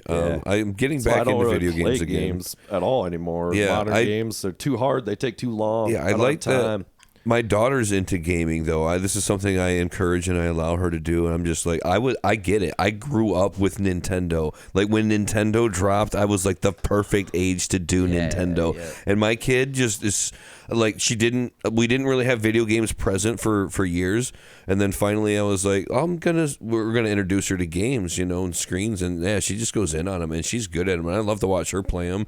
I don't put in a lot of time personally, but I have been revisiting I need something to give my brain like zero responsibility or just like zone out. I just need to shut it down. And so I play on the PC mostly. I play a game called Valheim. It's similar to like Minecraft, but it like meets Skyrim in a way. I'd say it's really open world. It sounds like I know, right? I'm sure everywhere just stop listening. Everybody just stop listening to this podcast right now. It's over. I love it. Well, you're this Viking. You're a Viking. You're up there. Yeah. Nobody's heard of this game. It's called Shire of Frodo. It's weird. I woke up one day. I swear to God, I had not heard of this game at all. And I get on my computer and I'm on Steam so I can see what all my friends are playing. 4 of my friends immediately out of the blue are playing this game called Valheim. And I'm like, okay. And I look at it and I'm like, well, maybe later. And I was like, well, no, it's the fucking middle of the pandemic. They just dropped a hot new video game that everybody's playing. Let's play it now, Nick. Kind of perfect time. Yeah, let's jump into it. And I have been so addicted to this game. I did stop it after some time. And I just kind of I'm not doing video games. But then I recently allowed myself to have this brain-numbing experience in the time to do video games. But mostly we let the kid do it, and I make time after the kid's gone to bed. I'll dip down to my office and actually tune everything out and then just do this thing. But I mean, I want the PS5. They have some select games that I want. Nice I'm sure they got the new Spider-Man coming out, and those games are sweet too. But on what you said, man, it's like this side quest, that side quest, this, and it just goes on for fucking. They're grindy. Those 90 Spider-Man fucking games hours fucking into this fun, game. dude. It's like Grand Theft Auto, but you're just slinging through, doing side Spider-Man, stuff. Yeah, it's cool as shit. I love those fucking Arkham games. I don't play a ton of games, but I love Batman, and I got pretty deep into those games. Yeah, I loved all of them, like I said, until that last one, and that last one was just too much for me. It was just like, I don't have this kind of video game. We got that new Metroid too. Sounds fun. It's kind of like sort of side scrolly still and stuff. It's kind of I forget what the fuck it's called. Is it for the Switch or something? Metroid Dread. Is it for the Switch? It might be on Switch. Yeah. That's cool. It's a Nintendo exclusive, right? Yeah, probably. Yeah, I kind of forget. Yeah, it's pretty cool though. Yeah, that's cool. It's nice to have one game that you can kind of settle into and just if you have a gaming addiction, please call this phone number. You guys will insert the phone number later. But definitely don't give your life away to video game. But it is nice to come home or maybe have a routine where you can settle into that and just have the comfort of one game. But if you're playing every game that they're dropping for $70, Diablo 4 is out. And they're asking $70 for it, and me and Kevin Shane are, and they're all downloads too. Right? Yeah, you can't. You have to be online. No, they're not even. You can't. Yeah, you don't own it physically. Online. You have to be on an online server. You can't even play it on your own. You don't even feel like you're getting a thing. That's the part that people have a lot of complaints about. But hey, as long as those fucking servers are up and people are playing them, no complaints, right? Can I know we'll probably be ending soon, but I just want to entertain one thing real quick. I just kind of wanted to say, not that I really want to speak on myself, but Nick and I, as far as going forward, we're actually going to, we're working on an idea, and I think it's pretty unique. Not as far as we're actually going to do a podcast, and of course everybody has a podcast. I was doing a podcast before the fucking pandemic. You know what I mean? Like, really? But we're actually going to do a podcast, but we're going to do a little different, and the title is going to be Metal Maniacs.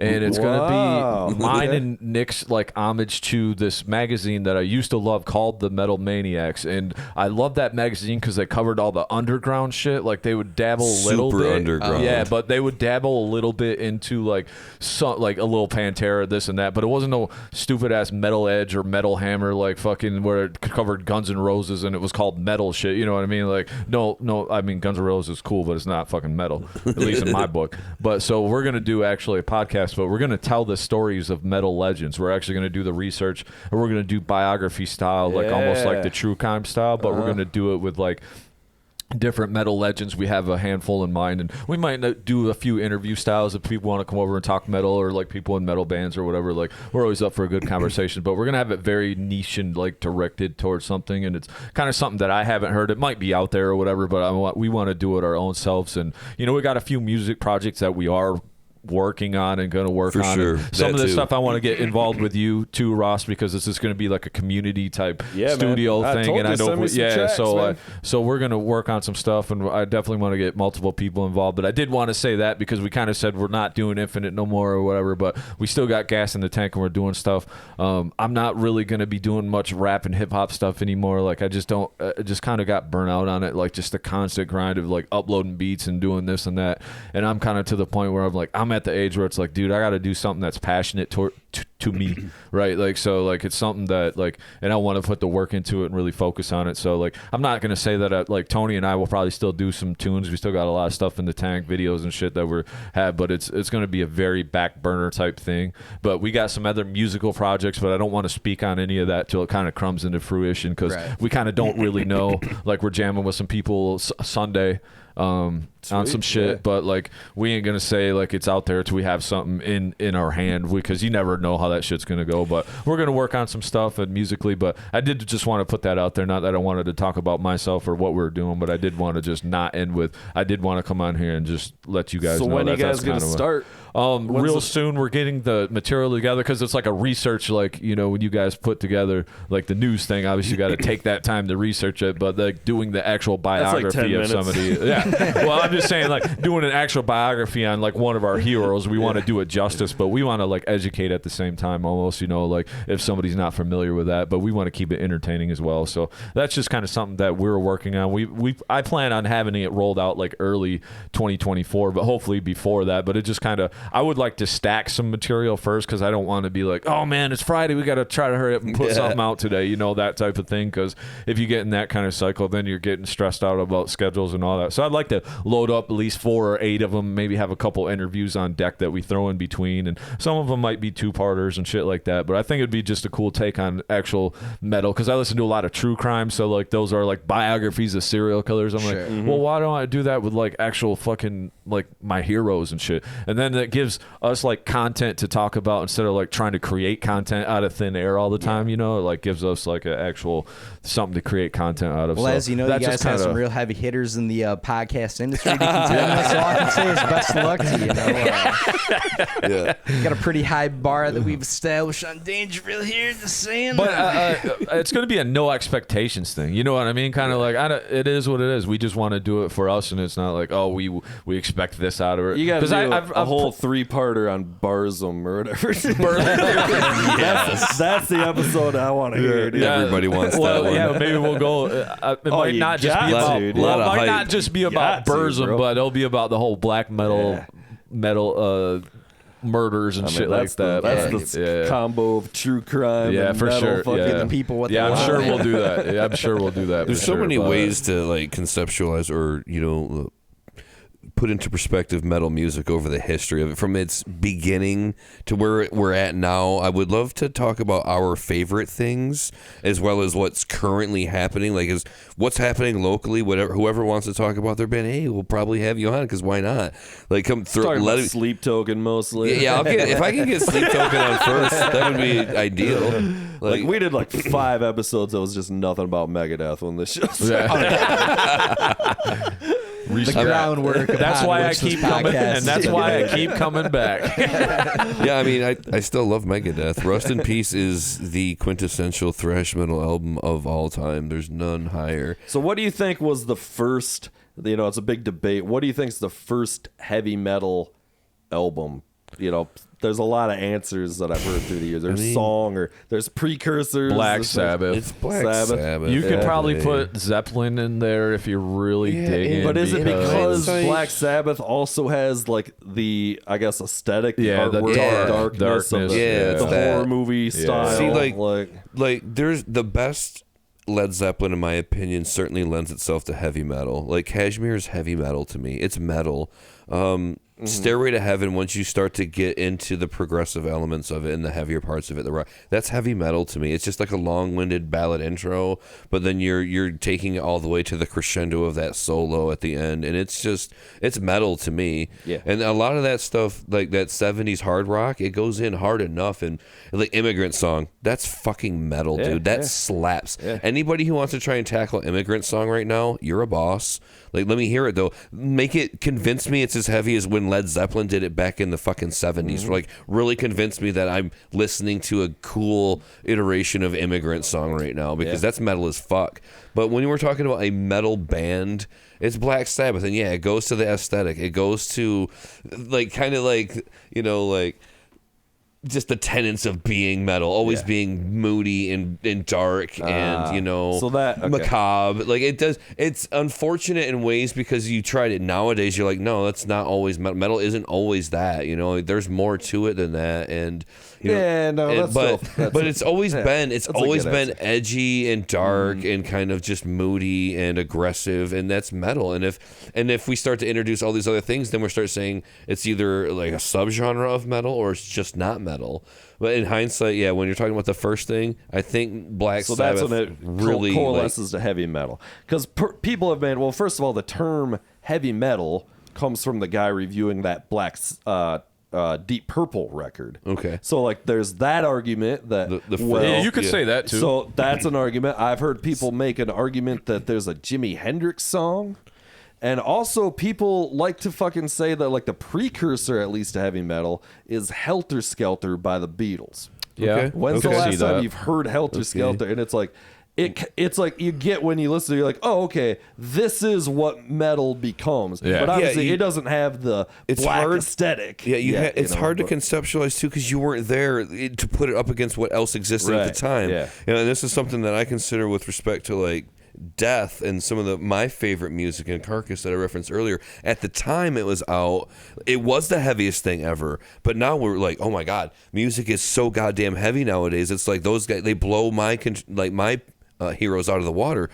Helter Skelter, what was heavier than that at the time? Like what was what was that rambunctious, you know what I mean? Like what had that kind of energy? But to take that energy and say we're going full time with that, like that's the whole thing. We're doing that the whole time. Like that's some attitude. And putting the horror movie aesthetic into it like Black Sabbath did. I mean, they literally were rehearsing across the street from that shitty horror movie theater, and that's where they got the idea. Yeah, and that goes to like some of your questions earlier when we're talking about Ghost and the imagery. It's like, you kind of have to have the imagery. You'd like for the sound to match the imagery, like Black Sabbath's sound matched their imagery. Yeah, and with the crosses and all that shit. You know what? It was a lot of fringe and leather jumpsuits too. For sure. Sure, they're still a product of their time. But at that time, bikers were like the kick-ass, bad boys. So they were like, well, what can we take from them? And then all this leather showed up. But well, all the leather comes from fucking the dude from Judas Priest, which came from Rob the fucking Halford. The club. gay S&M scene. Yeah, the club. That was the gay club scene. Yeah, so exactly. All this fucking metal leather shit, like all these hard ass metal guys didn't know for years that it all came from the gay scene. Assless chaps, the most metal looking of all. For real, for sure. You guys Priest fans? You get down on Priest? I really can't, and I try, and I know. I feel like I like I like them, and I like what it is and represents, but I'd never connected to the music. Yeah, hard sell here, and I know some of my heroes loved it, and they just praise it, and they just constantly try to sell you on it, and I can't. There's like a cutoff point for me where it's like before like 86 or 85, I have a hard time with some music, I'm like 70s stuff. I guess Breaking the Law kicks a fucking lot of ass. Like Iron Maiden is another one. It's just hard for me. If Breaking the Law came on right now, I'd probably be like, this song fucking. It's fun. It's fun. It goes over well at the bar. I promise you that. Yeah, exactly. And it's easy if you remember and you're not too drunk. Goddamn right. But like Iron Maiden's another one. It's a tough sell for me. I never really could get. It doesn't match the look. Doesn't match the sound. It's way too happy and fun. You've got Eddie on the cover and he looks creepy, but everything's major scale happy. And Bruce Dickinson, he sounds like he's in the trees frolicking. Yeah. Run through no, I don't wanna. I feel like it all matches. I'm just not a big fan of it. Yeah. I don't like that. It doesn't. It doesn't. The like, imagery, it's like me. It's not scary. That's campy. The guy, it's sure, the same mascot guy in a different outfit every cover. Yeah, but when I first seen that, I was like, "This has got to be fucking heavy." Well, it's gotta yeah, be like, again, as a kid, when I seen the tape, I was like, "Man, this has got to be scary." Years, and I'm not trying to hate on them. They just don't do it for me. That was where the disconnect came in, because then you put the tape in, and you're just like, wait, what the fuck? Give me Maiden over Priest, though. I'll take Maiden over Priest. You think so? Baby. I will too. I will take Maiden over Priest. The Trooper, yeah, fuck yeah. The like, Trooper, Cross-Eyed Mary, even as a cover. Like, there's a lot of good stuff there. I kind of like that Biker Biker Priest fucking kind of thing, dude. They were a little more. I don't know. They do seem to present themselves even more as a thrash metal band than say Iron Maiden, and Iron Maiden's more this virtuoso prog metal band. But I don't know. I would take Maiden over Priest, and I'm not hating on either one of them necessarily. But it is hard for me. Like I gotta have like Dave Mustaine's Piss and Vinegar all day. I need killing is my business and business is good. I need that. Yeah. Like that. That shit was fire. Like he was mad at the world for being fired from Megadeth. And and I mean I think that album's better than Kill 'Em All, and I think that is the one of the most metal albums, even though like Rust in Peace I contend is the greatest thrash metal album of all time. Like, there's none higher. I don't care. Throw your best Metallica at me. I don't care. I fucking love Rust in Peace. But a lot of people do. I mean, it's not a high bar to beat out Kill 'Em All. I've never. No, but so many people are high on that to me. Like, maybe it's just me in my own head, but they're the loyalists. There's some real Kill 'Em All diehards out there, and I'm like, don't do it for me. Yeah, but there's still Megadeth diehards on that. Yeah, there is. Which ain't all that spectacular. But either, I've always been Megadeth over Metallica, but there's guys that will argue me to the day, and there's still people that just put on old Metallica like it's still the coolest shit. So it's like, and that can name and it kind of is, man. Master Puppets is just true albums, dude. Master Puppets is not bad, but I mean, I'm just I love they just revisiting love it. Thanks to Metallica so Stranger much, Things. and I just but Kill 'Em All, I'm all set on Kill 'Em All. I don't mind the old diehard loyalists that love that old scratchy shit like Kill 'Em All and whatever. Like that's fine, that's cool, I love it. But it's the diehards that are like, Risk and Load and Load 2, and I'm like, no, don't even try that shit here. Reload, at the time, in real time when that shit was being shown to me and I was finding heavier material, I was so goddamn insulted. And I don't care if people want to go back and defend it. You were doing the opposite thing I was doing, which was going into better songwriting, into like production and songwriting, and moving into a pop world. Sure. And so to me, Load was like better in a lot of ways because it was more concise and better songs and hooks and melodies. They and had all that this with stuff, the Black album, and I think they had enough attitude in the Black album to say like they could have stuck around there. It was one step a little bit further into that than from the Black album. Yeah, I just felt like they lost all sense of metal when they went to Load, and that's just how I feel about it as a fan. I think a lot of that, though, this shit's heavy. I think a lot of that was the hair cutting, though, too. Like, so like people it kind of came out with all of that shit. It was just like, what the fuck is this? That's a good instance of the look matching the music. I don't hate Load. I think Load fucking owns, and it's just it's different. I don't hate Load. It's not the same as Master Puppets, but I still think there's some killer songs. And more power to them. Jack Bill. I mean, it's like how much you love like Alice in Chains and shit, right? Okay, so it's like, why don't you also love when you're right? Metallica's doing this too? Fair call out, because it's when you take the name Metallica off of it, it's probably just a better album than I give it credit for. And because those Bob Rock productions are huge as fuck. Yep. House of Jack Bill. There's so many huge Until It Sleeps. I actually do Until like. It Sleeps is huge. I love it. I do in hindsight love it. I just feel like it's. Be that as it may, it's just not a metal album. Neither is. That's fine, but does it have to be? Does everything have to be a metal album? No, and awesome? you're right. You're right. And artists are allowed the right to grow and change, and that was lost on me young, and now I listen to it now, and I'm like, it's not bad. I covered a lot of those songs. They were fun. Yeah. They're good musicians. They're great musicians, and it's fun to play those songs. And like they're just not as metal. But it's good because good. They fucking mastered. They literally mastered puppets. They mastered thrash metal, man. Yeah. Like they didn't have to do it anymore. To move out of metal is fair game to them. More power to them. To think that bands can just sit there and do AC/DC and Slayer forever. Well, that's the eternal catch-22. I know, right? Everybody's mad at you if you do something damned different. If you do, damned if you don't. Everybody's mad at you if you do stay it the same. And it's just credit where credit's due.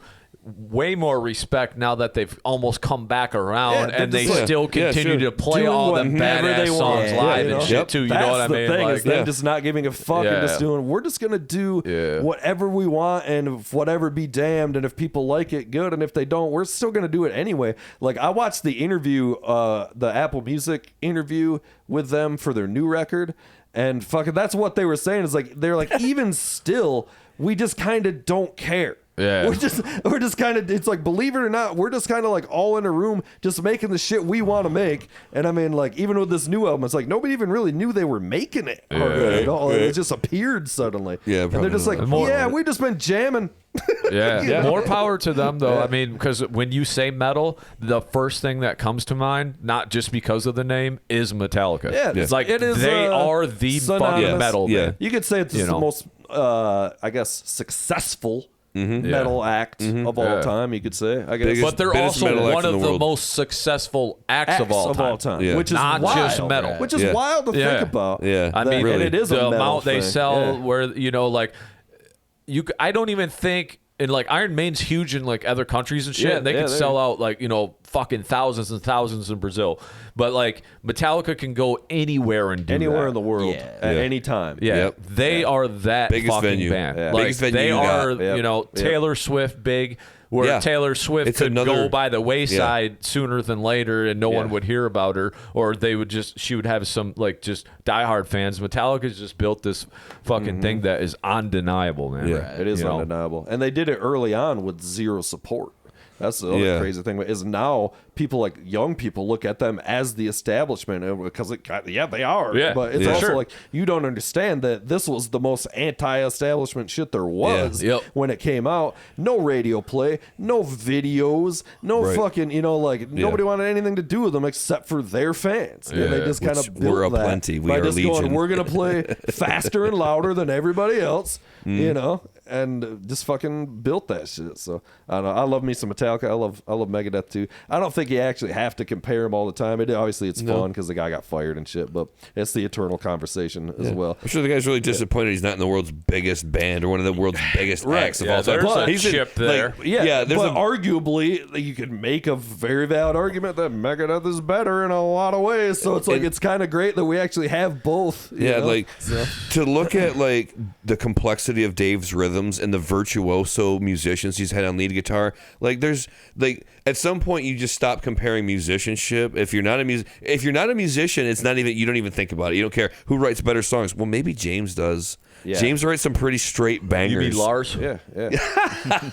Lars rewrites them. Because Lars is a big part of what's going on there in every aspect Lars of that. Yeah, everything goes through Lars there. No questions. But and they write good songs. There's a different thing too that I've kind of said this going back to the early Megadeth shit was with Metallica.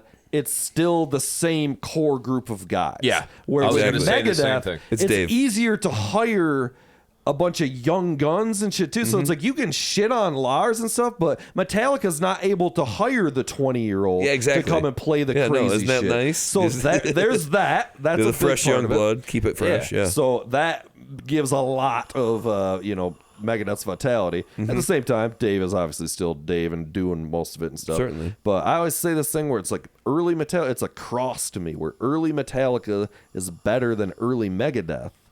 Up until that crossing point in their career, right at Load and right at Risk and all that. They're both at this crossing point. And then for me, Megadeth gets better and they start creating some of their best albums ever to me because the production's amazing, the songwriting is better than ever, the playing's better than ever, right? You know, and that's what I like. And then Metallica went and did like, you know, they fucking lost Newstead, and then it's Saint Anger and Lulu and even Death Magnetic and stuff. They're cool, but like they were not as strong as what they used to do, and not as strong as what Megadeth's doing. And it might be part of that chip on its shoulder too. Is like Megadeth is still coming with very like powerful songwriting that's like legitimate or something, where Metallica has seemed more like like Lars says, it's the stock riffs, and we talked about it before too, with the lyrics are kind of just a lot vaguer, and it's cool, but it's like they're kind of just all writing down like cool metal lines, where before it was like Master of Puppets was about a thing. The lyrics were a story. They're kind of calling it in a little bit later. They're just going through the motions it's a lot type vaguer. thing. They seem to be coming from a place of comfort, like in their writing. Like they just want to like write what feels good to them. And Dave's just still full of piss and vinegar. God bless him. Like you know, he's tenacious, and he just wants to be recognized in ways that say like, you know. And I look at Dave Mustaine ultimately as like the godfather of thrash metal in ways like. Yeah, like Metallica, yes, but Dave Mustaine, please, come on, respect, propers. Like, I don't even think Metallica would be Metallica without like them running into Dave or Dave answering the call and being the guy there, you know, because he just injected so much into them. You know what I mean? They could have Metallica could have been some other hard rock band of their time. You know what I mean? They could have could have been something like a hard Def Leppard or something. You know, like who knows? Sort of, but they also had fucking. I mean, those guys bonded on the same stuff, so it wasn't like they were unaware of that kind of music. Right, sure. I mean, they were all into. They both talked about they were into that band Budgie. You know Budgie? No. Okay, well, so it's and then also, I mean, they had fucking Cliff Burton. They had like Metal Church from in the band, like, you know. So it's like maybe, but I think a better argument to make maybe of something is actually what would they have became what they became if Cliff Burton hadn't died? Yeah, that's another sort of the big same thing. thing. You hear that, he was like the you, where he's like the purist. Like it's got to be metal. It's got to be like he was that aspect of that band. So sure, I mean, kind of. It was like. But he had a lot of diversity in his that's game. true. You know, That's true. The guy wore the jean jacket. He was and the guy coming in with the like, fucking Thin Lizzy riffs and shit too. Yeah, like he definitely would have been on board for Load. I absolutely believe that. Maybe less about is it metal or not, but more is it like underground or like not so commercial. Not so packaged into a songwriting formula type thing. Yeah. Maybe they would have been. Maybe they would have maintained that Master of Puppets progressiveness. Yeah, like even if the musicianship kind of went into another realm of hard rock, like it did. Like I could still see him like keeping it weird, maybe. Yeah, and of course we'll never know. But I think like a lot of people speculated that like they might not have become the stadium juggernauts they did. If Cliff Burton was still there, because he would have wanted it to be more like underground, a little more underground kind of thing, or something like that. That's fair. Yeah. I do like your point though too of like basically keeping that core members together too. Whereas Dave Mustaine, it's like Dave Mustaine's thing. And you guys are along for the ride. It could be anybody with us. Who's the sickest guitarist right now? Yeah. It's like, he's 60. Well, everybody you got to else find someone sick to play Marty shit. So I don't. I mean, that's pretty much. You have to find the sickest guitarist right now to be able to just come right in and play some of that shit. I like their new guitarist. I wasn't a big fan of that Chris Broderick dude who was with them for a long time. I didn't love his leads one bit. I love this new guy though. That Kiko, Kiko guy. Fucking, he's great. Serious. Yeah. I like Chris is great too, but he played in like Nevermore. I don't know if you're familiar with them or whatever, but like he's playing in those kind of bands again. Or who's he playing with right now? Fucking he's playing with Soilwork or something like that. Oh really? Yeah, I'm not sure exactly. I know he was always playing a with Nevermore. String guy. I just thought his leads. There's like no melody to him or something. Yeah, I just didn't love phrasing his actual leads. Like his phrasing and shit. Super good at the guitar. Yeah, and he's also a 7-string guy, and it was always a little weird to me. He's such a 7-string dude, and then playing in Megadeth, which is like a 6-string band. It just never really fit a lot to me. Interesting. I don't know. No, you're not wrong though. And they weren't really doing their best work there with him in the band, like Super Collider. Some of my that album kind of sucks. That's a bad one. But I love fucking the couple before that. a couple after that. Megadeth has been more consistent in the metal department over the years, and I just do want to. Super Collider sucked, though. I forgot about it. I tend to block that out. I want to just remove it from my memory. If we're keeping it in the big four, though, I gotta say Anthrax's last 2 albums have been mint. Absolutely top of their game, like best of the big four, if we're even like calling that a thing. Which it's a thing. For new material, it's a thing. Yeah, the last 2 albums with Joey are like a return to form, and like I mean, the John Bush era was great and it was fun, and again they were doing like the Metallica thing with like the sound was changing and they were kind of keeping up with the time, and it was grungy and it was like not metal, you know, and I would say like there's a lot of Anthrax stuff in there that's not metal, but the last 2 are certainly metal and they're really good. So this is what this podcast that Jason and I are gonna do is gonna sound like. We're gonna talk about metal like off the cuff nonstop. But I highly recommend. I'm not really up on Anthrax that much in general. I know some of the old stuff, but it's a hard sell. Like it's a hard sell for some people. They don't like Joey's voice. I like the stuff they were doing. They had some songs that were kind of like, you could say maybe those guys sort of like were inventing rap metal a little bit too. Absolutely. They had a big hand in that when they did the collaborations, and then they did some of that stuff. Like I liked that. I always liked that stuff. It was cool. So the I'm the Man single was fun and kind of tongue in cheek, and it like expressed their interest in hip hop at the time, and it sounded like a product of its time. Then like they revisited it 7 years later, and you could see the growth in both Anthrax and hip hop in that time, because when they did like the revisited one is at the time that they did Bring the Noise. Yeah. So they had that edge to it, and you could see in the time that they went from I'm the Man to like Bring the Noise, like rap metal became a thing. You know, like Limp Bizkit was right around the corner after that. And that's not to say they're the only ones that ever combined rap, rock, and metal, but they really certainly because they had the Run DMC Aerosmith fucking collaboration. Anthrax did some like, fucking rap song that was on like the Beavis and Butthead soundtrack. That sounded a lot like some Beastie Boys stuff, but it went very hard. Much like Beastie Boys. It went hard. And you could also say that Beastie Boys obviously were combining rap and they rock had stuff. they had the rock. Those are all New York bands. Right? Anthrax, Beastie Boys, Run DMC. Yep. That's all out of New York, right? Yep. And you can tell when you listen to it in ways, because they don't sound like the West Coast guys. They don't sound enough like and Metallica. And the fucking producer we were just mentioning, Rick Rubin. Yeah, that was like, a lot of, you know, Def Jam and fucking all that shit. You know, that was a big part of that. Out of Island Records. The Anthrax stuff though is cool. Like it's especially the last 2, they went with like a serious approach to it, and I would highly recommend that to any fans of those era bands, those legacy bands. A lot of them get caught up doing like just only the old material, but it's cool to see Anthrax come out with like new stuff. That's what I'm saying about Megadeth too. Is like they could just rest on playing the old stuff, shit, and they're still coming with he's still got that desire to write the best song I can still. Absolutely. You know? I need to set aside the time to listen to it because I loved the last album. It's fucking great, dude. Had a bunch of good songs on that one. Also a great album. Yeah, also absolutely. Great, and this one's equally good. It's a perfect next album. It's got Steve DiGiorgio on it, correct? As the bassist. Maybe he's not the current bassist, but they fired David Ellison. You're right. Yeah, I forgot who actually played bass. So I think it's Steve DiGiorgio, and he's one of my favorites. And a real quick tie-in, like I just bought this Death remaster album. He's the bassist on that. The original recording of it, like the bass lines are kind of buried in there, but I put it on like today, and there, you can hear it in the original mix, but like you can really hear it in the new mix, or it's just right out front, and I'm like, holy shit, I never noticed him walk the dog,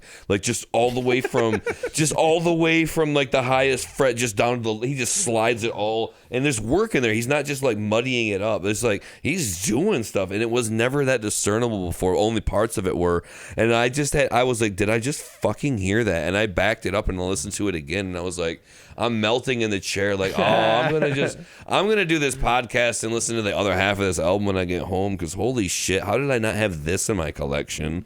So, I'm excited to listen to the new Megadeth just based on his work being on the album. David Ellison, solid, love him, in the pocket, great bassist, like great work. But to hear that they stripped his parts to put Steve DiGiorgio on there, I'm very curious to hear that. And I think it's overdue. About that. It owns all around, and the fucking the drummer is the dude from used to play in Soilwork. Yeah, I was gonna say the Dirk dude or whatever. I don't. My brother and I were just talking about that. I don't love watching him play the drums, because there's certain guys that you love to watch play, Yeah. but like listening to him, if you shut your eyes, like he's a fucking monster. Nice. So it's like he's perfectly digital, but you know he's not my favorite. I like hard hitters, and it is a little more. A lot of these metal guys, because you can't play fast and hit super hard. Yeah, it's a very very hard thing to do. Like, So I love Soilwork, but we could talk metal all night. I know fucking We will. Yeah. Yeah, so fucking why don't you fucking let people know what's the name of the record? Where can you get it again? Go ahead, Nick.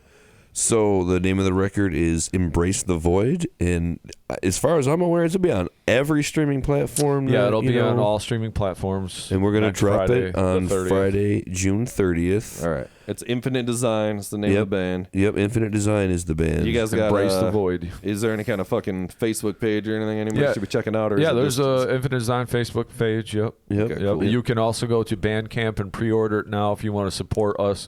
We will have hard copies for those that know us and will actually want to pick one up we'll just to have have physical something. Buy the CD. So I mean, it just kind of helps support the band, helps support. Bring one here and give it to me.